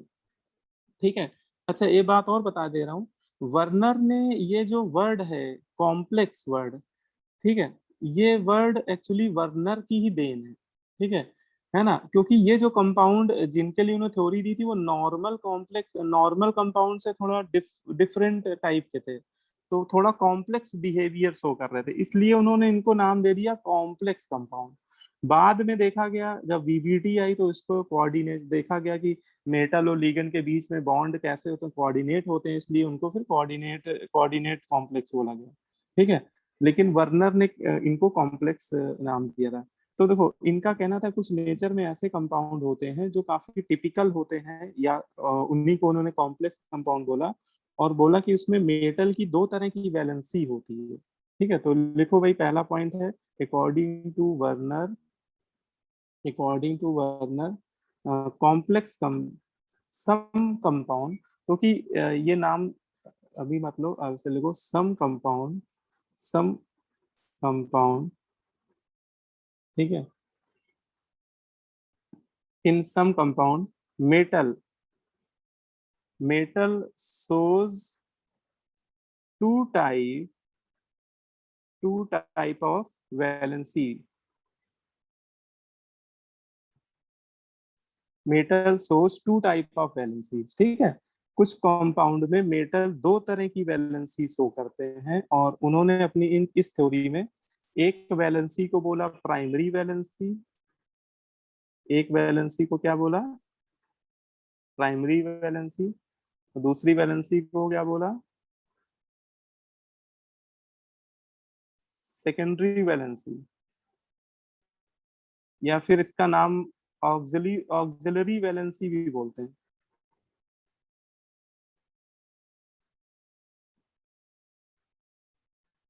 ठीक है, बोलो भाई। तो इनका पहला पोस्टुलेट यही था इस थ्योरी का कि कुछ ऐसे कंपाउंड ही नेचर में पाए जाते हैं बेटा, जिनकी जिसमें मेटल की 2 डिफरेंट वैलेंसीज होती है, और उसको उन्होंने ये नाम दिए, एक वैलेंसी को प्राइमरी वैलेंसी और एक वैलेंसी को सेकेंडरी वैलेंसी। ठीक है, अच्छा, अब आते हैं सेकेंड पोस्टुलेट, है ना। अब देखो, अब जो आगे वाले जितने भी पॉइंट है वो इन्हीं के रिगार्डिंग है, प्राइमरी वैलेंसी और सेकेंडरी वैलेंसी को इन्होंने डिटेल में डिस्क्राइब किया कि प्राइमरी वैलेंसी उनके अकॉर्डिंग क्या थी और सेकेंडरी वैलेंसी वो किसको कहना चाह रहे थे। तो देखो इन्होंने और बातें एक्सप्लेन की। सेकेंड पॉइंट में लिखे primary valency is ionisable, primary valency is ionisable while secondary valency is non-ionizable। ठीक है, देखिए सेकंड पॉइंट इसमें ये था कि प्राइमरी वैलेंसी जो होती है बेटा वो कैसी होती है, आयनाइजेबल होती है। जो सेकेंडरी वैलेंसी होती है वो कैसी होती है, नॉन आयनाइजेबल। ठीक है, अच्छा ठीक है, बोलो भाई। ये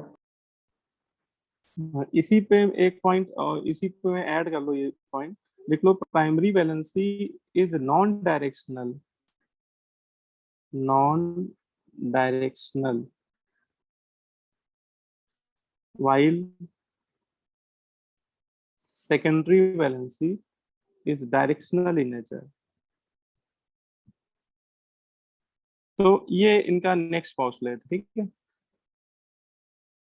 अच्छा अच्छा, एक बात और बता दूं, ये मैं आपको पॉइंट वाइज बता रहा हूँ पोस्टुलेट, लेकिन आप किसी भी बुक में पढ़ोगे, एनसीईआरटी में भी दिया है शुरुआत में थ्योरी, आपको पॉइंट वाइज कहीं नहीं मिलेगा। मतलब ये पॉइंट वाइज मैं आपको इंटरेस्ट बनाए रखने के लिए बता रहा हूँ, क्योंकि हर जगह वो ऐसे की तरह लिखी हुई थ्योरी वर्नर में। ठीक है, पॉइंट मैं अलग अलग करके बता रहा हूँ जिससे आपको सारी बातें अच्छे से समझ में आ जाए। ठीक है ना। तो इसमें कोई ऐसा नहीं कि इसमें 5 पॉइंट है कि 6 पॉइंट है कि 7 पॉइंट है, ऐसे गिन के मत बात करना आप लोगों को, क्योंकि ये एज ए पैराग्राफ उनकी थीसिस में पैराग्राफ थे पूरे पूरे, तो वो हर बुक में वही छापा हुआ है। ठीक है, तो वर्नर का पहला जो पॉस्टुलेट, जिसको हम लोग पहला पॉस्टुलेट बोल रहे हैं, वो है कि मेटल की दो तरह की वैलेंसीज होती है, जिसको एक को प्राइमरी वैलेंसी बोल रहे हैं, एक को सेकेंडरी वैलेंसी बोल रहे हैं।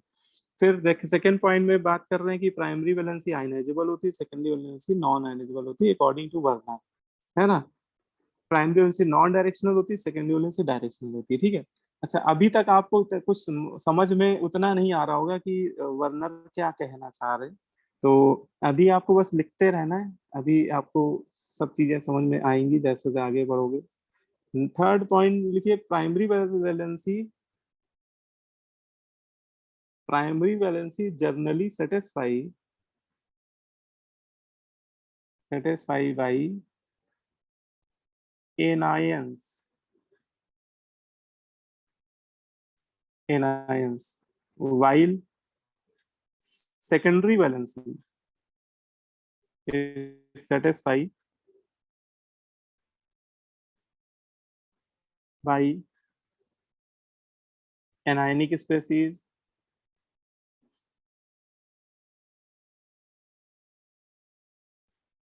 और neutral species और sometimes cationic species। ठीक है, तो बेटा ये थोड़ा सा इसमें इंपॉर्टेंट पॉइंट है। तीसरा तीसरा पॉइंट कह रहा है कि primary valency generally satisfy by anion. ठीक है, मतलब प्राइमरी वैलेंसी है वो बेटा एनायंस के थ्रू जनरली क्या होगी, सेटिस्फाई होगी। लेकिन जो सेकेंडरी वैलेंसी होती है वो एनायंस के एनायनिक स्पेसीज से भी सेटिस्फाई होती हैं, न्यूट्रल स्पेसीज से भी सेटिस्फाई होती हैं, और कैटायनिक स्पेसीज से भी क्या होती हैं, सेटिस्फाई होती हैं, और तीनों से सेटिस्फाई होती है। ठीक है, बोलो भाई।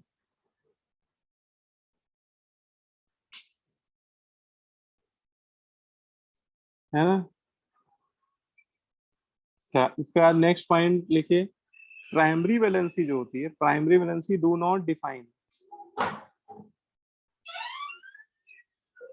Primary valency do not define the shape of geometry of complex. ठीक है, मतलब प्राइमरी वैलेंसी जो होती है वो कॉम्प्लेक्स का शेप या ज्योमेट्री डिफाइन नहीं करती है। ठीक है, जबकि जो सेकेंडरी वैलेंसी होती है, वाइल सेकेंडरी वैलेंसी डिटरमाइन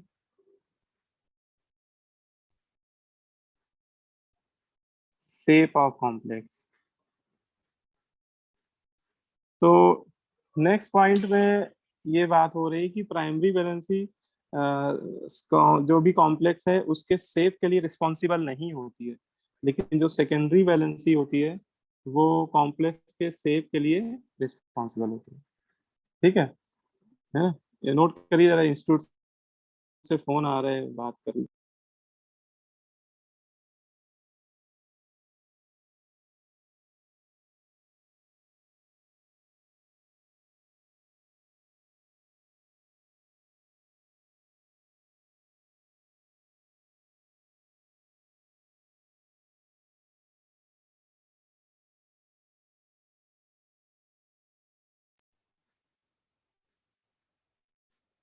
हाँ देखो,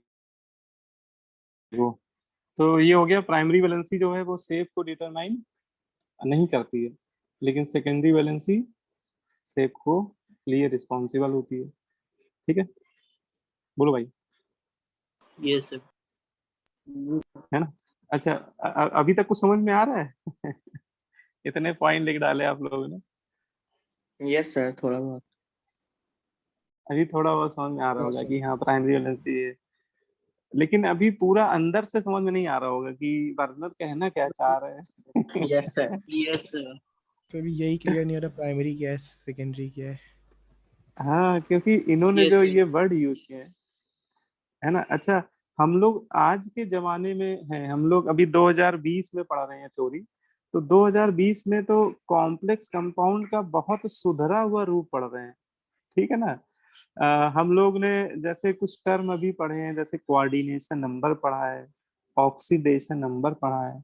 एक्चुअली ये वर्ड वर्नर के समय ये टर्म ही नहीं डिफाइन थे। कोऑर्डिनेशन नंबर तो तब ये टर्म आया है जब वैलेंस बॉन्ड थ्योरी, एक नहीं, सिडविक ने एक थ्योरी दी थी, सिडविक ईएन रूल। ये कोऑर्डिनेशन नंबर टर्म तो तब उस समय डिफाइन हुआ था। ऑक्सीडेशन नंबर उस समय टर्म ही नहीं डिफाइन था। तो इसलिए इनकी बातें हम लोग को नहीं समझ में आ रही। तो अभी मैं आपको उसको एक्सप्लेन करूंगा, और जो भी बातें बोली है उन्होंने काफी पते की बातें बोली हैं, ऐसी नहीं बात, मतलब ठीक ठाक थ्योरी है। बस ये है कि ये कुछ लिमिटेड कंपाउंड के लिए वैलिड है, सभी कंपाउंड के लिए नहीं वैलिड है। जो मैंने शुरुआत में बताया था ना, प्लेटिनम 3 कोबाल्ट 3, और है ना प्लेटिनम 4 कोबाल्ट 3 क्रोमियम 3, उन्हीं के लिए है applicable। सर वो पिक्टोरियल रिप्रेजेंटेशन है कि क्या है। पिक्टोरियल, हाँ, फिफ्थ पॉइंट है, for pictorial representation primary valency are shown by dash line. ठीक है, जब अभी हम लोग वर्नर जी ने कुछ पिक्चर्स बनाई थी, मतलब कॉम्प्लेक्स कंपाउंड को रिप्रेजेंट करने के लिए कुछ उनका डायग्राम बनाया था अपनी थ्योरी में।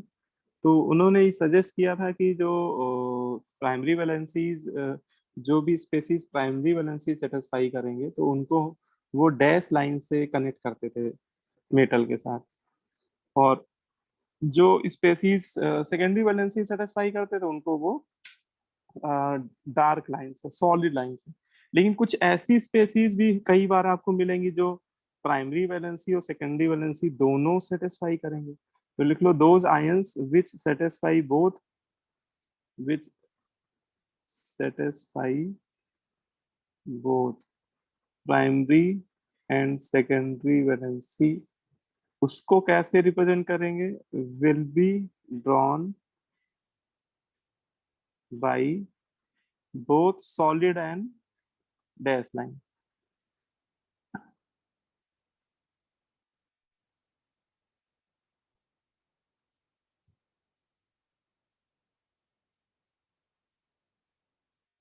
ठीक है, तो उसके लिए सॉलिड लाइन भी ड्रॉ करेंगे, उसके ऊपर डैश भी ड्रॉ करेंगे, अगर कोई आयन दोनों वैलेंसी सेटिस्फाई कर रहा होगा तो उस सिचुएशन में।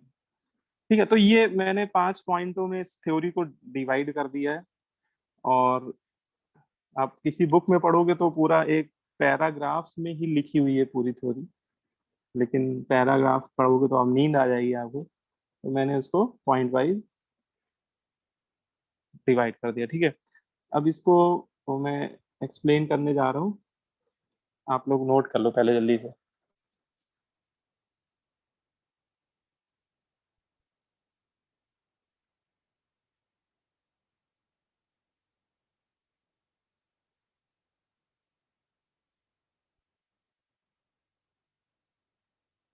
ठीक है, अब आपको मैं बताने जा रहा हूँ इस थ्योरी का कंक्लूजन, कि ये थ्योरी क्या कहना चाह रही है, कैसे इसको हम लोग को समझना है इन सब बातों को। ठीक है, मतलब वर्नर कहना क्या चाह रहे थे, है ना, वर्नर के मन की क्या बात थी जो हम लोग को अभी तक समझ में नहीं आ रही है।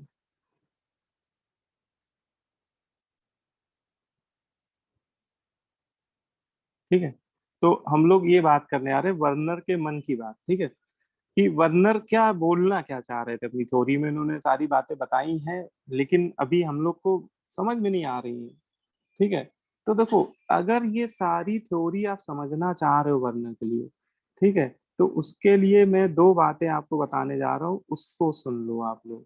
ठीक है, क्या, देखो, आज के जमाने में, नाउ ए डेज 21st सेंचुरी में, कॉम्प्लेक्स कंपाउंड का सुधरा हुआ रूप हम लोग जो पढ़ रहे हैं, उसमें जो हम लोग बात करते हैं oxidation number of central atom, है ना, अभी हम लोग ने निकाला भी ऑक्सीडेशन नंबर आप लोगों ने।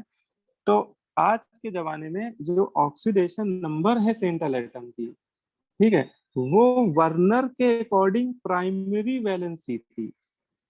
ठीक है, is equal to primary valency of metal in complex compound. मतलब क्या कहना चाह रहे हैं, वर्नर जो प्राइमरी वैलेंसी चिल्ला रहे थे, मतलब उन्होंने थ्योरी में जो दो वैलेंसी का जिक्र किया है, तो उनके अकॉर्डिंग जो प्राइमरी वैलेंसी थी, वो आज की डेट में जो हम लोग सुधरा हुआ रूप पढ़ रहे हैं कॉम्प्लेक्स का, उसमें जो ऑक्सीडेशन नंबर होती है सेंट्रल मेटल की, वही वर्नर के अकॉर्डिंग प्राइमरी वैलेंसी थी। क्योंकि उस समय ऑक्सीडेशन नंबर ऐसा टर्म डिफाइन नहीं हुआ था, तो वो ऑक्सीडेशन नंबर बोल भी नहीं सकते थे अपनी थ्योरी में, इसलिए उन्होंने प्राइमरी वैलेंसी वर्ड यूज किया। वैलेंसी वर्ड उस समय डिफाइन हो चुका था। और सेकेंडरी वैलेंसी वो जो कह रहे थे, बेटा ये कोई नई चीज नहीं है, ये थी कोऑर्डिनेशन नंबर, जो हम लोग शुरुआत से भी पढ़ते आ रहे हैं और खूब निकाला भी है आप लोगों ने। कोऑर्डिनेशन नंबर उन वर्नर की थ्योरी के अकॉर्डिंग क्या थी, कोऑर्डिनेशन। हाँ हाँ हाँ। तो बस आप इतना बस समझ लो, आपको पूरी थ्योरी, पूरी पिक्चर क्लियर हो जाएगी। ऊपर जितनी भी बातें लिखी हैं, जहां वो प्राइमरी वैलेंसी बोल रहे हैं उसको मन में सोचो ऑक्सीडेशन नंबर, और जहां सेकेंडरी वैलेंसी बोल रहे हैं उसको मन में सोच के देखो कोऑर्डिनेशन नंबर, तो सारी बातें एक तरफ से क्लियर होती जाएंगी। ठीक है, जैसे देखो, इसको चलो एग्जाम्पल से समझेंगे तो और बढ़िया समझ में आएगा। एक चलो कॉम्प्लेक्स ही ले लेते हैं। ठीक है, अच्छा एक बात और है, वर्नर ने अपनी जो थ्योरी बताई थी उसमें जितने भी कॉम्प्लेक्स कंपाउंड के फॉर्मूले लिखे थे, तो वो क्या करते थे, देखो, वो कोई डब्बा अब्बा नहीं बनाते थे, क्योंकि डब्बा बनाना तो वीवीटी में और सिडिक ईएन रूल में हम लोग को सिखाया गया है ना। वो सीधा सीधा लिख देते थे, जैसे वो लिख दिया COCl3.6 अमोनिया। ठीक है, तो ये उन्होंने मतलब उनकी थ्योरी में जब भी किसी कॉम्प्लेक्स को लिखा जाएगा, तो नॉर्मली जैसे हम लोग लिखते आ रहे हैं अभी तक, वैसे ही लिख दिया जाएगा, मतलब जो जनरल मॉलिक्यूलर फॉर्मूला है। लेकिन बाद में देखा गया कि भैया ये कंपाउंड नॉर्मल कंपाउंड से थोड़ा डिफरेंट बिहेवियर शो करते हैं, तो उनको मतलब समझने और समझाने के पॉइंट ऑफ व्यू से इस तरह के ब्रैकेट वगैरह यूज किए गए। ठीक है ना, कि इसमें अमोनिया आयनाइजेबल नहीं है, तो उसको डब्बे के अंदर बंद कर दिया, जो आयनाइजेबल है डब्बे के बाहर बोल दिया, रख दिया उनको। ठीक है, तो ये समझ लो ये वर्नर रिप्रेजेंटेशन है अगर किसी कंपाउंड का, वर्नर रिप्रेजेंटेशन है, तो ये वाला क्या है, ये एक्चुअली मॉडर्न रिप्रेजेंटेशन। ठीक है, बोलो भाई, है ना। अब देखो, जैसे आपको किसी कंपाउंड का, कॉम्प्लेक्स कंपाउंड का मॉडर्न रिप्रेजेंटेशन ऐसे लिख के दे दिया गया, ठीक है, और आपसे पूछा गया बताओ इसकी प्राइमरी वैलेंसी क्या है। ठीक है, तो आपसे पूछा गया इसकी प्राइमरी वैलेंसी क्या है, तो आप मन में सोचना कि अरे भैया प्राइमरी वैलेंसी मतलब ऑक्सीडेशन नंबर। ठीक है, और जरा निकाल डालो कोबाल्ट की ऑक्सीडेशन नंबर, बताओ कितनी है। +3। 3 +3 है ना। तो आप बोल देना कि इस कॉम्प्लेक्स में जो कोबाल्ट है उसकी प्राइमरी वैलेंसी कितनी है, +3 है। ठीक है, अच्छा कोई पूछे बताओ इस कॉम्प्लेक्स की सेकेंडरी वैलेंसी क्या है, तो आप कहना अच्छा ये कोऑर्डिनेशन नंबर पूछना चाह रहा है मुझसे, तो मैं बोल दूंगा 6। ठीक है, तो हम लोग ऐसे आंसर दिया करेंगे। अच्छा, अब जरा ये जो वर्नर ने बोला है, अगर वापस चल के एक बार समझ लेते हैं। ये तो इन्होंने कहा कि 2 वैलेंसी होती है प्राइमरी सेकेंडरी, देखो दूसरे पॉइंट में बोला प्राइमरी वैलेंसी आयनाइजेबल होती है और सेकेंडरी वैलेंसी नॉन आयनाइजेबल है, तो इसका क्या मतलब है। देखो भैया, जैसे इस कॉम्प्लेक्स की प्राइमरी वैलेंसी 3 आ रही है ना, समझना भी बात। तो ये 3 जो है ये प्राइमरी वैलेंसी है, लेकिन ये हम लोग समझ रहे हैं कि हाँ ये ऑक्सीडेशन नंबर ही है आज के जमाने के हिसाब से। तो कोबाल्ट पे +3 ऑक्सीडेशन नंबर, आप बताओ किसकी वजह से आ रही है। अमोनिया के 0 चार्ज की वजह से आ रही है कि क्लोराइड के -1 चार्ज की वजह से डेवलप हुई है। क्लोराइड के -1 की वजह से। क्लोराइड के -1 चार्ज की वजह से एराइज हुई है। तो एक क्लोराइड पे -1, 3 क्लोराइड पे +3, तो इस वजह से कोबाल्ट पे +3 चार्ज, क्योंकि नेट चार्ज तो बराबर होना चाहिए मैग्नीट्यूड में एनायन कैटायन का। इसका मतलब प्राइमरी वैलेंसी के लिए रिस्पॉन्सिबल कौन से आयन होते हैं, काउंटर आयन। बोलो भाई, है ना। और काउंटर आयन हमेशा क्या होते हैं, आयनाइजेबल होते हैं। ठीक है, तो यही बात तो बोली है वर्नर ने कि प्राइमरी वैलेंसी आयनाइजेबल होती है ना। अब सेकेंडरी वैलेंसी नॉन आयनाइजेबल होती है, तो सेकेंडरी वैलेंसी बेटा कोऑर्डिनेशन नंबर के रिस्पेक्ट में डिफाइन होती है। वो कोऑर्डिनेशन नंबर लीगेंड के रिस्पेक्ट में डिफाइंड होते हैं। वो लीगेंड क्या आयनाइज होते हैं कभी, नो नो सर। सर। नहीं होते हैं, है ना। तो इसलिए वो नॉन आयनाइजेबल हो गई। तो बोलो भाई, ये बात समझ में आ गई, यस। है ना।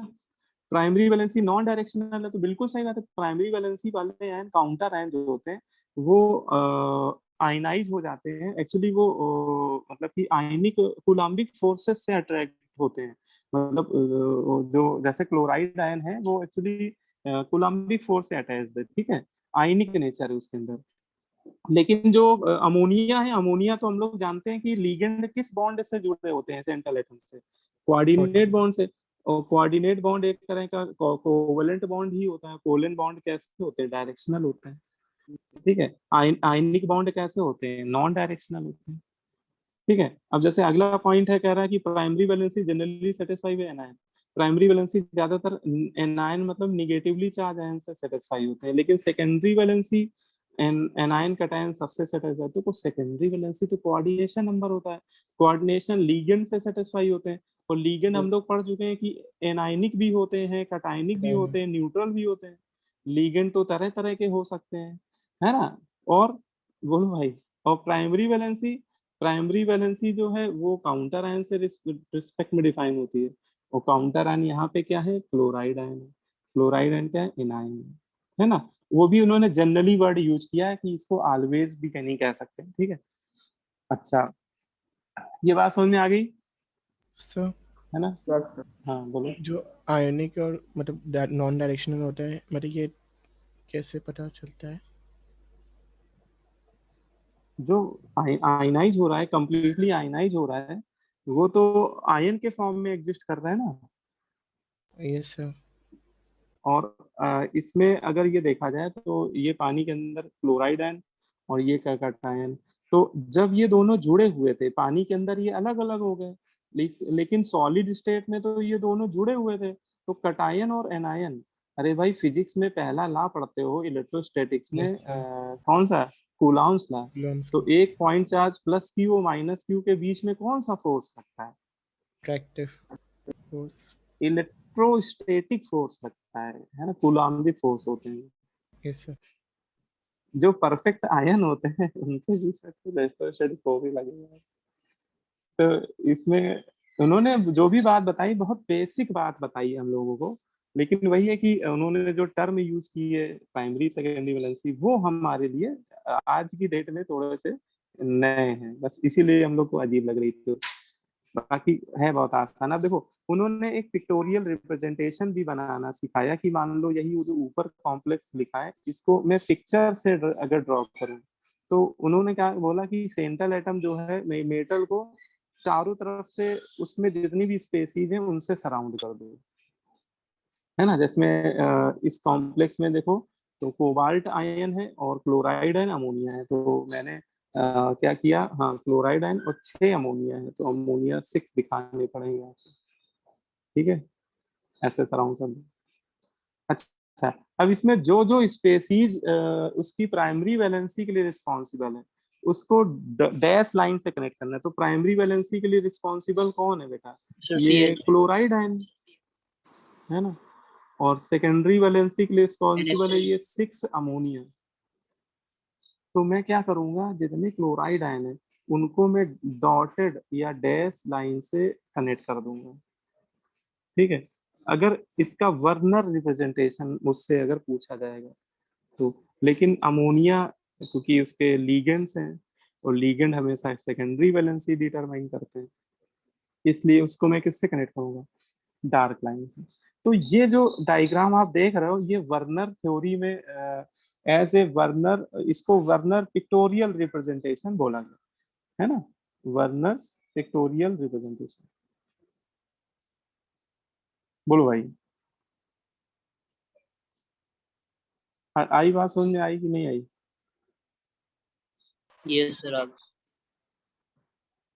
आ गई ना, ठीक। अच्छा चलो ये एग्जांपल भी बढ़िया एग्जांपल है, इससे भी समझो आप। जैसे मान लो ये कॉम्प्लेक्स दे दिया गया आपको, ठीक है। अब आपसे मैं पूछूं कि इसकी प्राइमरी वैलेंसी बताओ कितनी है, सेकेंडरी वैलेंसी बताओ कितनी है। प्राइमरी वैलेंसी कौन कौन से इस आयन सेटिस्फाई कर रहे हैं, कौन कौन सी स्पेसीज सेटिस्फाई कर रही हैं, और सेकेंडरी वैलेंसी बताओ क्या आंसर होना चाहिए। प्राइमरी वैलेंसी 3 है और सेकेंडरी yes sir वैलेंसी 3 6 है। प्राइमरी, ठीक है। प्राइमरी वैलेंसी ऑक्सीडेशन नंबर के बराबर है और वो 3 आ रही है, कोऑर्डिनेशन नंबर 6 आ रहा है। अब ये बताओ कि इसके 3 आने के लिए कौन कौन सी स्पेसीज रिस्पॉन्सिबल सर ब्रोमीन और CH क्लोरीन। सर है ना, Cl और एक क्लोर सर है ना, ब्रोमीन। एक क्लोराइड है और 2 ब्रोमाइड है ना, दोनों ही रिस्पॉन्सिबल, yes sir ठीक है। तो मैं लिख देता हूँ भैया कि इसकी जो प्राइमरी वैलेंसी आ रही है वो किसकी बदौलत आ रही है, वो एक क्लोराइड आयन के नेगेटिव चार्ज और 2 ब्रोमाइड आयन के नेगेटिव चार्ज की रिस्पेक्ट में है। अच्छा, इसका कोऑर्डिनेशन नंबर किसके किसके रिस्पेक्ट में आ रहा है? sir NH3 and Br 4 NH3 और 2 Br। बहुत बढ़िया, मतलब इसमें कोऑर्डिनेशन नंबर 4 अमोनिया की वजह से आ रहा है, डब्बे के अंदर जो भी है उन्हीं के रिस्पेक्ट में आ रहा है, और ब्रोमाइड। अब ये बताओ कि क्लोराइड आयन तो पूरी तरह से प्राइमरी वैलेंसी के लिए रिस्पॉन्सिबल है, अमोनिया पूरी तरह से सेकेंडरी वैलेंसी के लिए, लेकिन ये जो ब्रोमाइड आयन है ये तो primary valency as well as secondary valency, ये दोनों के लिए रिस्पॉन्सिबल यस सर। है कि नहीं? ठीक है। यस। तो जब इसका मैं अगर आप है ना, अगर मैं इसका पिक्टोरियल रिप्रेजेंटेशन ड्रॉ करने के लिए बोलूं वर्नस कोऑर्डिनेशन थ्योरी में, तो हमें क्या करना होगा, देखो क्लोराइड क्लोराइड नहीं, क्लोराइड तो एक ही है ना, ब्रोमाइड 2 है, एक क्लोराइड 2 ब्रोमाइड, अमोनिया 4 है, एक अमोनिया ये, एक अमोनिया ये, और इधर 2 लिखते हैं। कैसे भी लिख दो, मतलब इसमें कोई रूल नहीं है इस थ्योरी में। अब बस इतना ध्यान रखना कि जो भी आयन प्राइमरी वैलेंसी सेटिस्फाई कर रहे हैं उसको किससे रिप्रेजेंट करेंगे, किससे कनेक्ट करेंगे, डैश बॉन्ड से, है डॉटेड से, है ना। अच्छा ब्रोमाइड, रुक जाओ, ब्रोमाइड को भी छोड़ो। अमोनिया सेकेंडरी वैलेंसी के लिए रिस्पॉन्सिबल है ना, secondary valency So sorry. Only secondary valency, ठीक। लेकिन ब्रोमाइड आयन दोनों वैलेंसी से सेटिस्फाई हो रहे हैं, दोनों वैलेंसी के लिए रिस्पॉन्सिबल है। तो इसके लिए क्या बनाएंगे, सॉलिड लाइन ऊपर डैश डैश डैश कर देंगे, सॉलिड लाइन भी बनाएंगे और डैश लाइन भी बनाएंगे जस्ट उसी के ऊपर। तो ये इसका बोला जाएगा करेक्ट पिक्टोरियल रिप्रेजेंटेशन, ठीक है। बोलो भाई, इतनी बात समझ में सभी को आ गई है?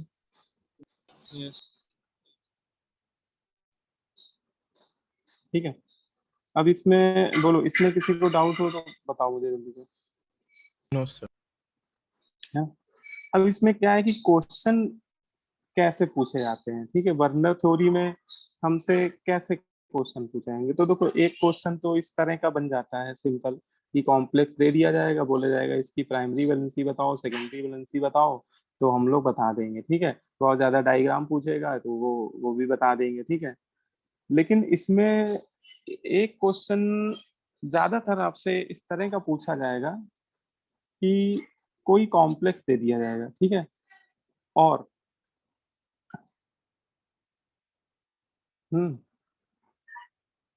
उसमें कुछ केमिकल टेस्ट, मतलब उस कॉम्प्लेक्स का आपको वर्नर रिप्रेजेंटेशन लिख के दिया जाएगा, उसका सही रूप नहीं बताया जाएगा, नहीं समझे। वो उसका, जैसे मैंने सबसे पहले बताया था ना कि ये तो हम लोग आज की डेट में पढ़ते हैं जो मॉडर्न रिप्रेजेंटेशन है, मॉडर्न रिप्रेजेंटेशन नहीं बताया जाएगा, ये आपको नहीं दिया जाएगा, आपको उसका इम्पीरिकल फॉर्मूला दे देगा, उसका वर्नर रिप्रेजेंटेशन आपको लिख के दे देगा, और लास्ट में पूछेगा बताओ उसका करेक्ट फॉर्मूला क्या है ना, या फिर उसमें कितने अमोनिया अंदर हैं, कितने क्लोराइड बाहर हैं, मतलब इस तरह से वो कुछ ना कुछ आपसे पूछ लेगा, ठीक है, उस कॉम्प्लेक्स के एक्चुअल स्ट्रक्चर के रिस्पेक्ट में, ठीक है। तो उसके लिए हम लोग को कुछ टेस्ट पता होने चाहिए, ठीक है। आपको ये पता है क्लोराइड आयन, ब्रोमाइड आयन और आयोडाइड आयन के टेस्ट पता है आपको, test of chloride ion? Yes. वैसे तो ये प्रैक्टिकल में कराए जाते हैं, है ना, लेकिन लास्ट ईयर प्रैक्टिकल आपके हुए ही नहीं होंगे हमें लग रहा है, तो चलो कोई बात नहीं, थोड़ा मैं बता देता हूँ। देखो आप अभी बस आपको हैलाइड आयन के टेस्ट का पता होना चाहिए, देखो क्योंकि वर्नर थ्योरी जो होती है, वर्नर थ्योरी में मैंने लिमिटेशन लिखाई थी, उसमें कोबाल्ट प्लेटिनम क्रोमियम के एमीन क्लोराइड कॉम्प्लेक्स या क्लोराइड की जगह हैलाइड लिख लो, क्योंकि जरूरी नहीं कि क्लोराइड हो, ब्रोमाइड आयोडाइड भी हो सकते हैं। तो इसमें जो आपको हैलाइड आयन होंगे उन्हीं के टेस्ट से रिलेट करके क्वेश्चन वो पूछेगा, ठीक है। तो हैलाइड आयन का जो टेस्ट होता है वो हम लोग इस रीजेंट से करते हैं, ठीक है। हर एक आयन के टेस्ट के लिए एक स्पेसिफिक रीजेंट की रिक्वायरमेंट होती है और उस रीजेंट से ही उस आयन का कंफर्मेटरी टेस्ट किया जाता है। अब जैसे क्लोराइड आयन का टेस्ट कैसे होता है, देखो अगर आपको कभी लैब में क्लोराइड आयन कंटेनिंग कोई सॉल्ट दे दिया जाए, है ना, मतलब कोई आयनिक सॉल्ट दे दिया जाए जिसमें सपोज क्लोराइड आयन प्रेजेंट हो, और आपसे पूछा जाए बताओ इसमें क्लोराइड आयन है कि नहीं, कैसे पता लगाएंगे, तो हम लोग क्या करेंगे, उसके सॉल्ट को पानी में डिजोल्व कर देंगे, ठीक है, टेस्ट ट्यूब में ले लेंगे, है ना, टेस्ट ट्यूब में उसका एक्वस सॉल्यूशन ले लेंगे, ठीक है, क्लोराइड आयन का जो भी सॉल्ट है, और उसमें सिल्वर नाइट्रेट का एक्वस सॉल्यूशन ऐड कर देंगे। तो होता क्या है, देखो silver ion, silver nitrate water में कंप्लीटली सॉल्युबल होता है, ठीक है, ये पानी में जैसे ही जाता है ना तो ये सिल्वर आयन दे देता है, और हैलाइड आयन की सिल्वर आयन से बहुत ग्रेट एफिनिटी होती है, मतलब ये समझ लो बिछड़े हुए यार हैं, ठीक है। और इनका आपको मैंने शायद ये थोड़ा बताया भी होगा, इनका केएसपी बहुत कम होता है, इनके हैलाइड का केएसपी, आवाज सही आ रही है? Yes sir. Yes sir. अच्छा अच्छा, तो देख लो है ना। तो इसमें क्लोराइड इनके हैलाइड आयन के रिस्पेक्ट में KSP बहुत कम होता है, तो इनको थोड़े भी सिल्वर आयन अगर मिल जाएंगे ना क्लोराइड आयन को, तो ये प्रेसिपिटेशन रिएक्शन दे देते हैं, ये प्रेसिपिटेट आउट हो जाते हैं। मतलब क्या होगा, इस सिल्वर क्लोराइड का PPT बनने लगेगा टेस्ट ट्यूब में, और इसके PPT का कलर क्या होता है, वाइट। व्हाइट होता है। ठीक है, तो अभी बस इतना आपको ध्यान रखना है कि आपको अगर कभी ऐसा बोला जाए कि जो क्लोराइड आयन का सॉल्ट है और उसमें सिल्वर नाइट्रेट मिला रहे हैं और वो क्या बना रहा है, AgCl का PPT बना रहा है, प्रेसिपिटेट दे रहा है, तो समझ जाना कि उसमें डब्बे के बाहर क्या होंगे, क्लोराइड आयन होंगे। क्योंकि बेटा जो डब्बे के बाहर होंगे बेटा वही तो पानी के अंदर फ्री स्टेट में आयनाइज होंगे, और जो फ्री स्टेट में आयनाइज होंगे वही तो सिल्वर आयन से रिएक्ट करके क्या बनाएंगे, AgCl। ठीक है ना। और अगर जो जो क्लोराइड एंड डब्बे के अंदर बैठे होंगे वो थोड़ी ना आयनाइज हो पा रहे होंगे, वो तो प्रेसिपिटेशन रिएक्शन में इन्वॉल्व ही नहीं होंगे, AgCl बनाएंगे नहीं। ठीक है। और अगर कभी ये बोल दे कि कोई, जैसे आपको मैं एग्जांपल से समझाना चाहता हूँ कि मान लो कि एक कॉम्प्लेक्स है प्लेटिनम का PtCl4.2 अमोनिया। ठीक है बेटा, समझना थोड़ा सा। और इसको मैंने X बोल दिया, और मैंने बोला कि इसमें मैंने सिल्वर नाइट्रेट ऐड कर दिया। ठीक है, वो भी थोक के भाव, मतलब एक्सेस में। और ऐसा करने पे मुझे कितने, 2 मोल सिल्वर क्लोराइड मिल गया। कितने मोल मिल गए, 2 मोल सिल्वर क्लोराइड प्रेसिपिटेट आउट हो गया। तो आपसे अगर पूछूं identify the formula of complex, identify the formula of complex x. ठीक है, मतलब इसका करेक्ट फॉर्मूला आपको पूछा है। ठीक है, तो हम कैसे बताएंगे कि इसका सर सही फॉर्मूला क्या है। होल ट्वाइस Cl2 और सर Cl2 से बाहर हो। हाँ, इससे हम लोग को एक बहुत मेन इंफॉर्मेशन मिल रही है। देखो जितने मोल AgCl PPT आउट होगा उतने मोल क्लोराइड एंड डब्बे के डब्बे बाहर बाहर होगा। होंगे। जैसे है ना, उसने बोला है कि 2 मोल क्लोराइड AgCl PPT आउट हो रहा है, तो इससे ये इंफॉर्मेशन मिल रही है, अच्छा ये जो कॉम्प्लेक्स है इसमें डब्बे से बाहर, मतलब डब्बे के बाहर मतलब काउंटर आयन के रिस्पेक्ट में कितने क्लोराइड होंगे, 2 क्लोराइड होंगे। ठीक है, अगर बोल देता कि 3 मोल बन रहे हैं तो मैं 3 सर क्लोराइड ले 3 लेता। अगर 4 मोल तो मैं चारों के चारों डब्बे के बाहर ले लेता। बोलता 1 मोल तो मैं एक ही लेता। बोलता बन ही नहीं रहा AgCl तो मैं सारे क्लोराइड डब्बे के अंदर ले लेता। लेकिन 2 मोल कहा है तो मैंने 2 ले लिया। अब देखो, अब थोड़ा सा वो संकट मोचन टेबल भी काम आएगी। देखो प्लेटिनम की ऑक्सीडेशन नंबर देखो कितनी है यहाँ पे, +4 4 है। और आपको मैंने बताया था प्लेटिनम जब जब 4 में होता है तो कितने कोऑर्डिनेशन नंबर का बनाता है कंपाउंड। 6। इसका मतलब प्लेटिनम का कॉम्प्लेक्स है प्लेटिनम +4 में, तो 6 कोऑर्डिनेशन नंबर का होगा वो कॉम्प्लेक्स। ठीक है, अब देखो 6 कॉम्प्लेक्स कोऑर्डिनेशन नंबर अगर है, 2 क्लोराइड मैंने डब्बे के बाहर कर दिए। टोटल क्लोराइड कितने हैं इसके एम्पिरिकल फॉर्मूला में, 4। तो बचे हुए 2 क्लोराइड क्या होंगे डब्बे के अंदर, है ना। अच्छा, अमोनिया का नंबर आप ऐसा करो 4 कर लो, नहीं तो क्वेश्चन ही गलत हो जाएगा। ठीक है, तो इसका मतलब जो 4 अमोनिया है वो चारों के चारों अमोनिया डब्बे के अंदर होंगे कि डब्बे के बाहर होंगे, बताओ। अंदर सर होंगे। अंदर। डब्बे के अंदर, क्योंकि कोऑर्डिनेशन नंबर भी 6 होना चाहिए ना। तो इसका फॉर्मूला मुझे पता चल गया कि 100% इस कॉम्प्लेक्स का फॉर्मूला ये होगा। ठीक है, अगर यहीं पे बोल दूं कि बताओ 2 मोल की जगह 3 मोल बन रहा है तो मैं क्या बोलूंगा, बताओ वहां पे फॉर्मूला क्या लिख दूंगा। अगर मान लो 3 मोल बनता है तो मैं 3 क्लोराइड डब्बे के बाहर कर देता, 1 और एक क्लोराइड डब्बे के क्लोराइड अंदर।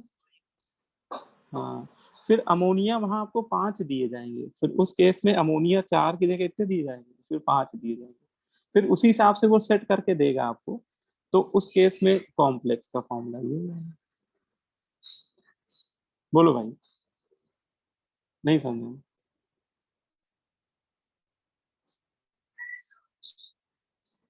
आ रही बात, आ रही है समझ में? Yes, sir. तो ये बेसिक इंफॉर्मेशन आपको मिलेगी। अच्छा, मान लो ब्रोमाइड आयन का टेस्ट कभी दिया जाएगा, तो देखो ब्रोमाइड आयन का टेस्ट भी ऐसे ही होता है। ब्रोमाइड आयन अगर कंटेनिंग कोई सॉल्ट है ना, और या कोई कॉम्प्लेक्स कंपाउंड, यहाँ तो कॉम्प्लेक्स कंपाउंड की बात हो रही है, उसमें सिल्वर नाइट्रेट मिलाएंगे तो उसमें सिल्वर ब्रोमाइड का किस कलर का पीपीटी आएगा? Yellow PPT.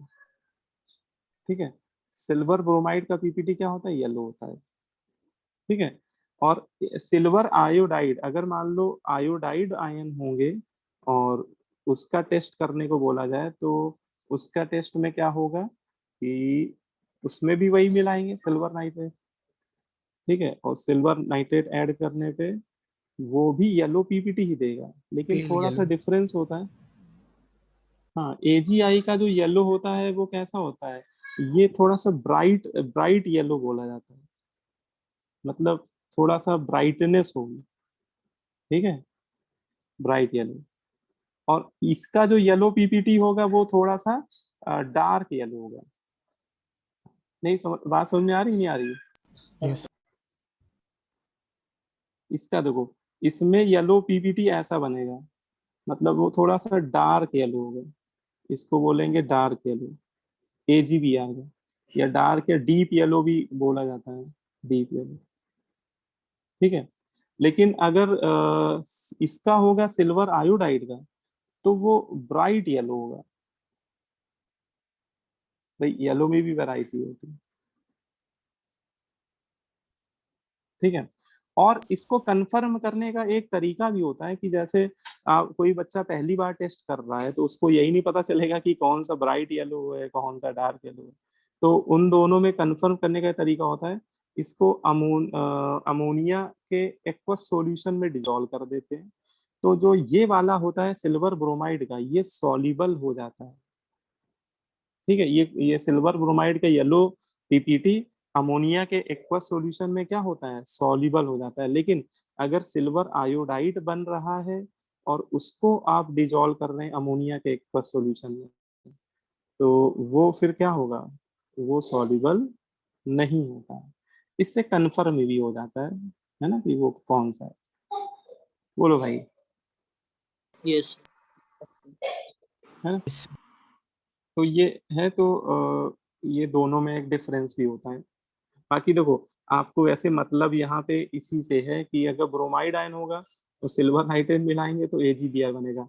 और आपको यही देखना है कि भाई इसके मोल कितने बन रहे हैं। इसके 2 मोल बन रहे हैं तो आप समझ जाना कि उस कॉम्प्लेक्स में डब्बे के बाहर कितने दो ब्रोमीन मोल। होंगे? 2 होंगे, So, है ना? जितने मोल बनेगा, एक्स मोल बनेगा तो एक्स में बाहर कर देंगे। तो उससे आपको फॉर्मूला प्रेडिक्ट करने में आसानी होगी। ठीक है, एक क्वेश्चन चलो दें आपको, एक yes, sir. क्वेश्चन चलो देता हूँ, तो इसको कंप्लीट ही कर लो यार, खत्म करो इसको। एक क्वेश्चन के साथ इसको खत्म करते हैं। A complex having empirical formula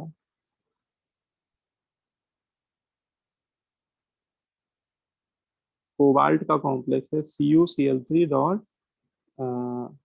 N ammonia, इस तरह का कॉम्प्लेक्स है CuCl3 डॉट N अमोनिया। फिर कह रहा है when reacts with silver nitrate solution, इसकी रिएक्शन किसके साथ करा दी? Silver nitrate solution. तो हुआ क्या? 2 मोल 2 mole of AgCl, 2 mole of AgCl precipitate out. ठीक है, 2 मोल AgCl प्रेसिपिटेट आउट हो गए। फिर उसने बोला if secondary valency of complex is 6, उसने यहाँ पे सेकेंडरी वैलेंसी भी बता दी इस कॉम्प्लेक्स की कितनी है। फिर कह रहा है देन फाइंड, है ना? क्या फाइंड करने को बोल रहा है? दो पार्ट में पूछ रहा है। फाइंड फर्स्ट पार्ट में वैल्यू ऑफ एन की वैल्यू क्या होगी 5 और करेक्ट फॉर्मूला N5 पूछता है। CONH3 whole 5 Cl CONH5 Cl. ठीक है, तो सभी लोग इसको कर लो भाई, जल्दी से पहले अटेम्प्ट कर लो सभी लोग, फिर बताओ मुझे।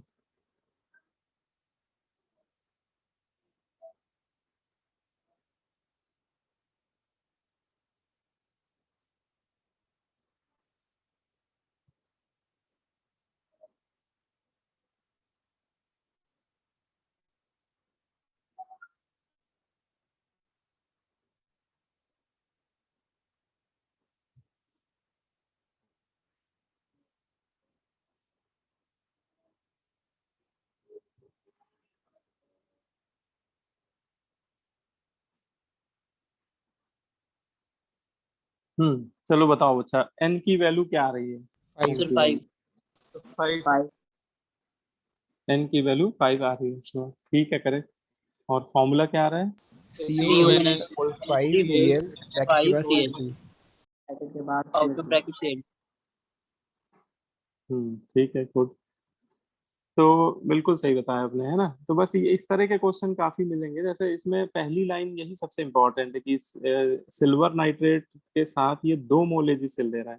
इससे पढ़ते ही आपको इसका फॉर्मूला इस तरह से लिखना है, डब्बे के बाहर 2 Cl लगा देना। सबसे पहला काम यही करो, ठीक है। अब देखो कि टोटल Cl कितने हैं इसमें, तो Cl इसमें 3 है, 2 तो डब्बे के बाहर चले गए, तो इसका मतलब एक डब्बे के अंदर रह जाएगा, ठीक है। अच्छा, इसका सेकेंडरी वैलेंसी अभी हम लोगों ने डिस्कस किया है वर्नर थ्योरी में, कोऑर्डिनेशन नंबर के ही बराबर होती है ना, तो इसका मतलब कोऑर्डिनेशन नंबर 6 है, ठीक है। तो इसका मतलब टोटल लिगेंड 6 होने चाहिए, तो एक क्लोराइडो हो गया, बाकी 5 अमोनिया होंगे, तभी ऐसा कॉम्प्लेक्स बन पाएगा, नहीं कोऑर्डिनेशन नंबर 6 तभी हो पाएगा, यस है ना। तो इसका फॉर्मूला आप लोगों ने, ये सभी ने जितने बताया यही बताया मेरे ख्याल से, ठीक है। तो ये हो जाएगा CONH3 होल 5 Cl Cl2। इसका मतलब n की वैल्यू कितनी हो गई? n की वैल्यू 5 हो गई। Ammonia number of ammonia molecule ही तो n है यहाँ, और फॉर्मूला ये हो गया, ठीक है। तो मतलब ये बहुत कॉमन क्वेश्चन है वर्नर थ्योरी में, इस तरह के क्वेश्चन आपसे पूछे जाते हैं, ठीक है। बोलो भाई, यस है ना। Yes. और एक बस Yes, sir. छोटा सा पॉइंट और बता देते हैं कि कभी आपको कुछ कॉम्प्लेक्स दे दिया जाए और उनकी आयनिक मोबिलिटी पूछी जाए, या आपसे हो सकता है कि मोबिलिटी ना वर्ड यूज किया जाए, ठीक है। इसमें आपसे पूछा जाए मोलर कंडक्टेंस, ठीक है।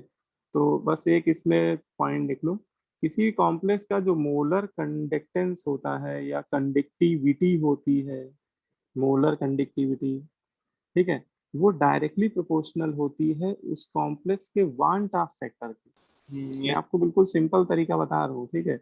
उस कॉम्प्लेक्स का देखो, सॉल्यूशन चैप्टर आप लोग पढ़ ही चुके हो। आप क्या करना, उस कॉम्प्लेक्स का वांटा फैक्टर निकाल लेना कि उस कॉम्प्लेक्स के एक मोल से कितने मोल आयनाइज हो रहे हैं, ठीक है। और देखो अल्फा नहीं दिया जाए तो सीधे स्ट्रॉन्ग इलेक्ट्रोलाइट मान लेना, मतलब वांटा फैक्टर बराबर हो जाएगा number of dissociate ion, total number of dissociate ion. और जो कॉम्प्लेक्स जितने ज्यादा आयन डिसोसिएट कर रहा होगा, है ना, उसकी मोलर कंडक्टिविटी उतनी ही ज्यादा होगी, ठीक है ना। अब जैसे फॉर एग्जांपल अगर मैं आपको एक कॉम्प्लेक्स दूं CuNH3 होल 6 Cl3, ठीक है, एक कॉम्प्लेक्स, इसको A मान लेते हैं, B ये CuNH3 Cl Cl2, C CuNH3 Cl2 Cl, और D कोबाल्ट के ही कॉम्प्लेक्स हैं सभी। और आपसे मैं उनसे बोलूं कि इनकी मोलर कंडक्टिविटी का ऑर्डर लिखना है। सर ये डिसेंडिंग ऑर्डर में लिखा हुआ है। सबसे ज्यादा है फिर 20 20 फिर 20। है ना। तो इस तरह के क्वेश्चन आपसे खूब पूछा जाएगा, ऑर्डर पूछ लेगा या कई बार बोलेगा हाईएस्ट कंडक्टिविटी किसकी है। तो इसमें हमें क्या करना है, बस वांटा फैक्टर निकाल लेना है सबका। देखो ये अगर आयन ये कॉम्प्लेक्स डिसोसिएट होगा तो टोटल आई की वैल्यू 4 हो जाएगी। Four. अच्छा, ऐसे केस में स्ट्रॉन्ग इलेक्ट्रोलाइट ही मानो, ठीक है, इसमें 3 हो जाएगा, इसमें 2। अच्छा, इसमें तो डब्बे के बाहर कोई है ही नहीं, तो ये तो नॉन इलेक्ट्रोलाइट, और नॉन इलेक्ट्रोलाइट के लिए आई क्या होता है, 1 One. होता है। तो One. जो इसका आई का ऑर्डर है वही उसकी मोलर कंडक्टिविटी का ऑर्डर है। तो सबसे ज्यादा कंडक्टिविटी ए की हो जाएगी, फिर बी की, फिर सी की, फिर डी की। ये ऑर्डर हो जाएगा मोलर कंडक्टिविटी, सर या लेकिन कई बार मोलर की जगह इक्विवेलेंट भी बोल सकता है। तो वो सब बातें एक ही है, मोलर बोले या इक्विवेलेंट बोले। हाँ बोलिए। सर डी में सर आयन ही नहीं है सर, उसमें एन के बराबर होगी ना, अगर अल्फा सर 1 है सर, इसमें तो कोई आयन ही नहीं डिसोसिएट हो रहा है। हाँ तो देखो, जो स्पेसीज ना डिसोसिएट होती है ना एसोसिएट होती है, वो तो नॉन इलेक्ट्रोलाइट हो जाती है ना। और ये- नॉन इलेक्ट्रोलाइट का वांटा फैक्टर क्या होता है, हाँ जी सर, ओके सर, जैसे यूरिया ग्लूकोज का आई 1 ही तो लेते थे ना हम लोग, यस सर, यस 0 थोड़ी ना ले लेते थे, है ना। सर मैं एक्चुअली वो एन की वैल्यू है से। ना। हम्म, हाँ हाँ, फिर वो एन की वैल्यू हो जाएगी। Okay sir. ठीक है। तो ये 2 तरह के क्वेश्चन आपसे पूछे जाते हैं वन बाय। तो चलो, तुम्हारा हो गया, वर्नर थ्योरी हो गया कंप्लीट। अब इसमें आप लोगों को मैं आज चलो पीडीएफ भेज दूंगा, उसमें आईयूपीएससी, कल आईयूपीएससी का भेजा था कि नहीं भेजा था, No, नो sir. सर। कोई नहीं दिया था। आईयूपीएससी और वर्नर के क्वेश्चन का मैं दे दूंगा, इकट्ठा करिएगा आप लोग, ठीक है। Sheet में और कौन सीट में, हाँ सीट में आप लोग क्या करना है, एक्सरसाइज 1 में सेक्शन ए तो हो गया होगा, उसमें लीगेंड वाली कहानी करा चुका था मैं। सेक्शन बी करना है, सेक्शन बी में आईयूपीएससी नॉमेनक्लेचर पे क्वेश्चन है, ठीक है। और सेक्शन सी करोगे तो उसमें वर्नर वाले क्वेश्चन, ठीक सर है। शीट भी भेज दीजिएगा। सेक्शन बी और सी। Yes, sir. अच्छा, एक सीट में आप लोग ऐसा करना, मेरे पास जो सीट है ना वो लास्ट ईयर की है, पिछले साल की। तो आप लोग रेजो सर आपके पास होगा ना, Yes. तो उससे आप लोग अपलोड कर लो, क्योंकि क्वेश्चन वो लोग ऐड करते रहते हैं, मतलब कुछ ना कुछ चेंज करते रहते हैं, आगे पीछे दाएं बाएं करते ही रहते हैं, है ना। क्योंकि मेरी सीट में 2020 वाले क्वेश्चन नहीं है, जो इस साल अपलोड की होगी उन्होंने, तो उसमें जेई मेन ऑनलाइन 2020 वाले भी ऐड कर दिए होंगे। वो हर साल एक कुछ साल के क्वेश्चन ऐड हो जाते हैं ना एक्सरसाइज 3 में। तो आप लोग उससे करना, और कोई बच्चा मुझे भी दे देना नई वाली सीट, है ना। रिजोसर से अपलोड करना आता ही है तुम लोगों को, ठीक है। तो मुझे भी दे देना क्योंकि मेरे पास लास्ट ईयर की है, ठीक है। तो ये काम कर लेना तुम लोग। चलो अच्छा, ठीक है, टाइम ज़्यादा ही हो गया, फिर नेक्स्ट क्लास में Yes. बताते हैं, Thank you, ठीक sir. है। ओके बेटा। Thank you, sir. Thank you, sir. Thank you, sir. Okay बेटा।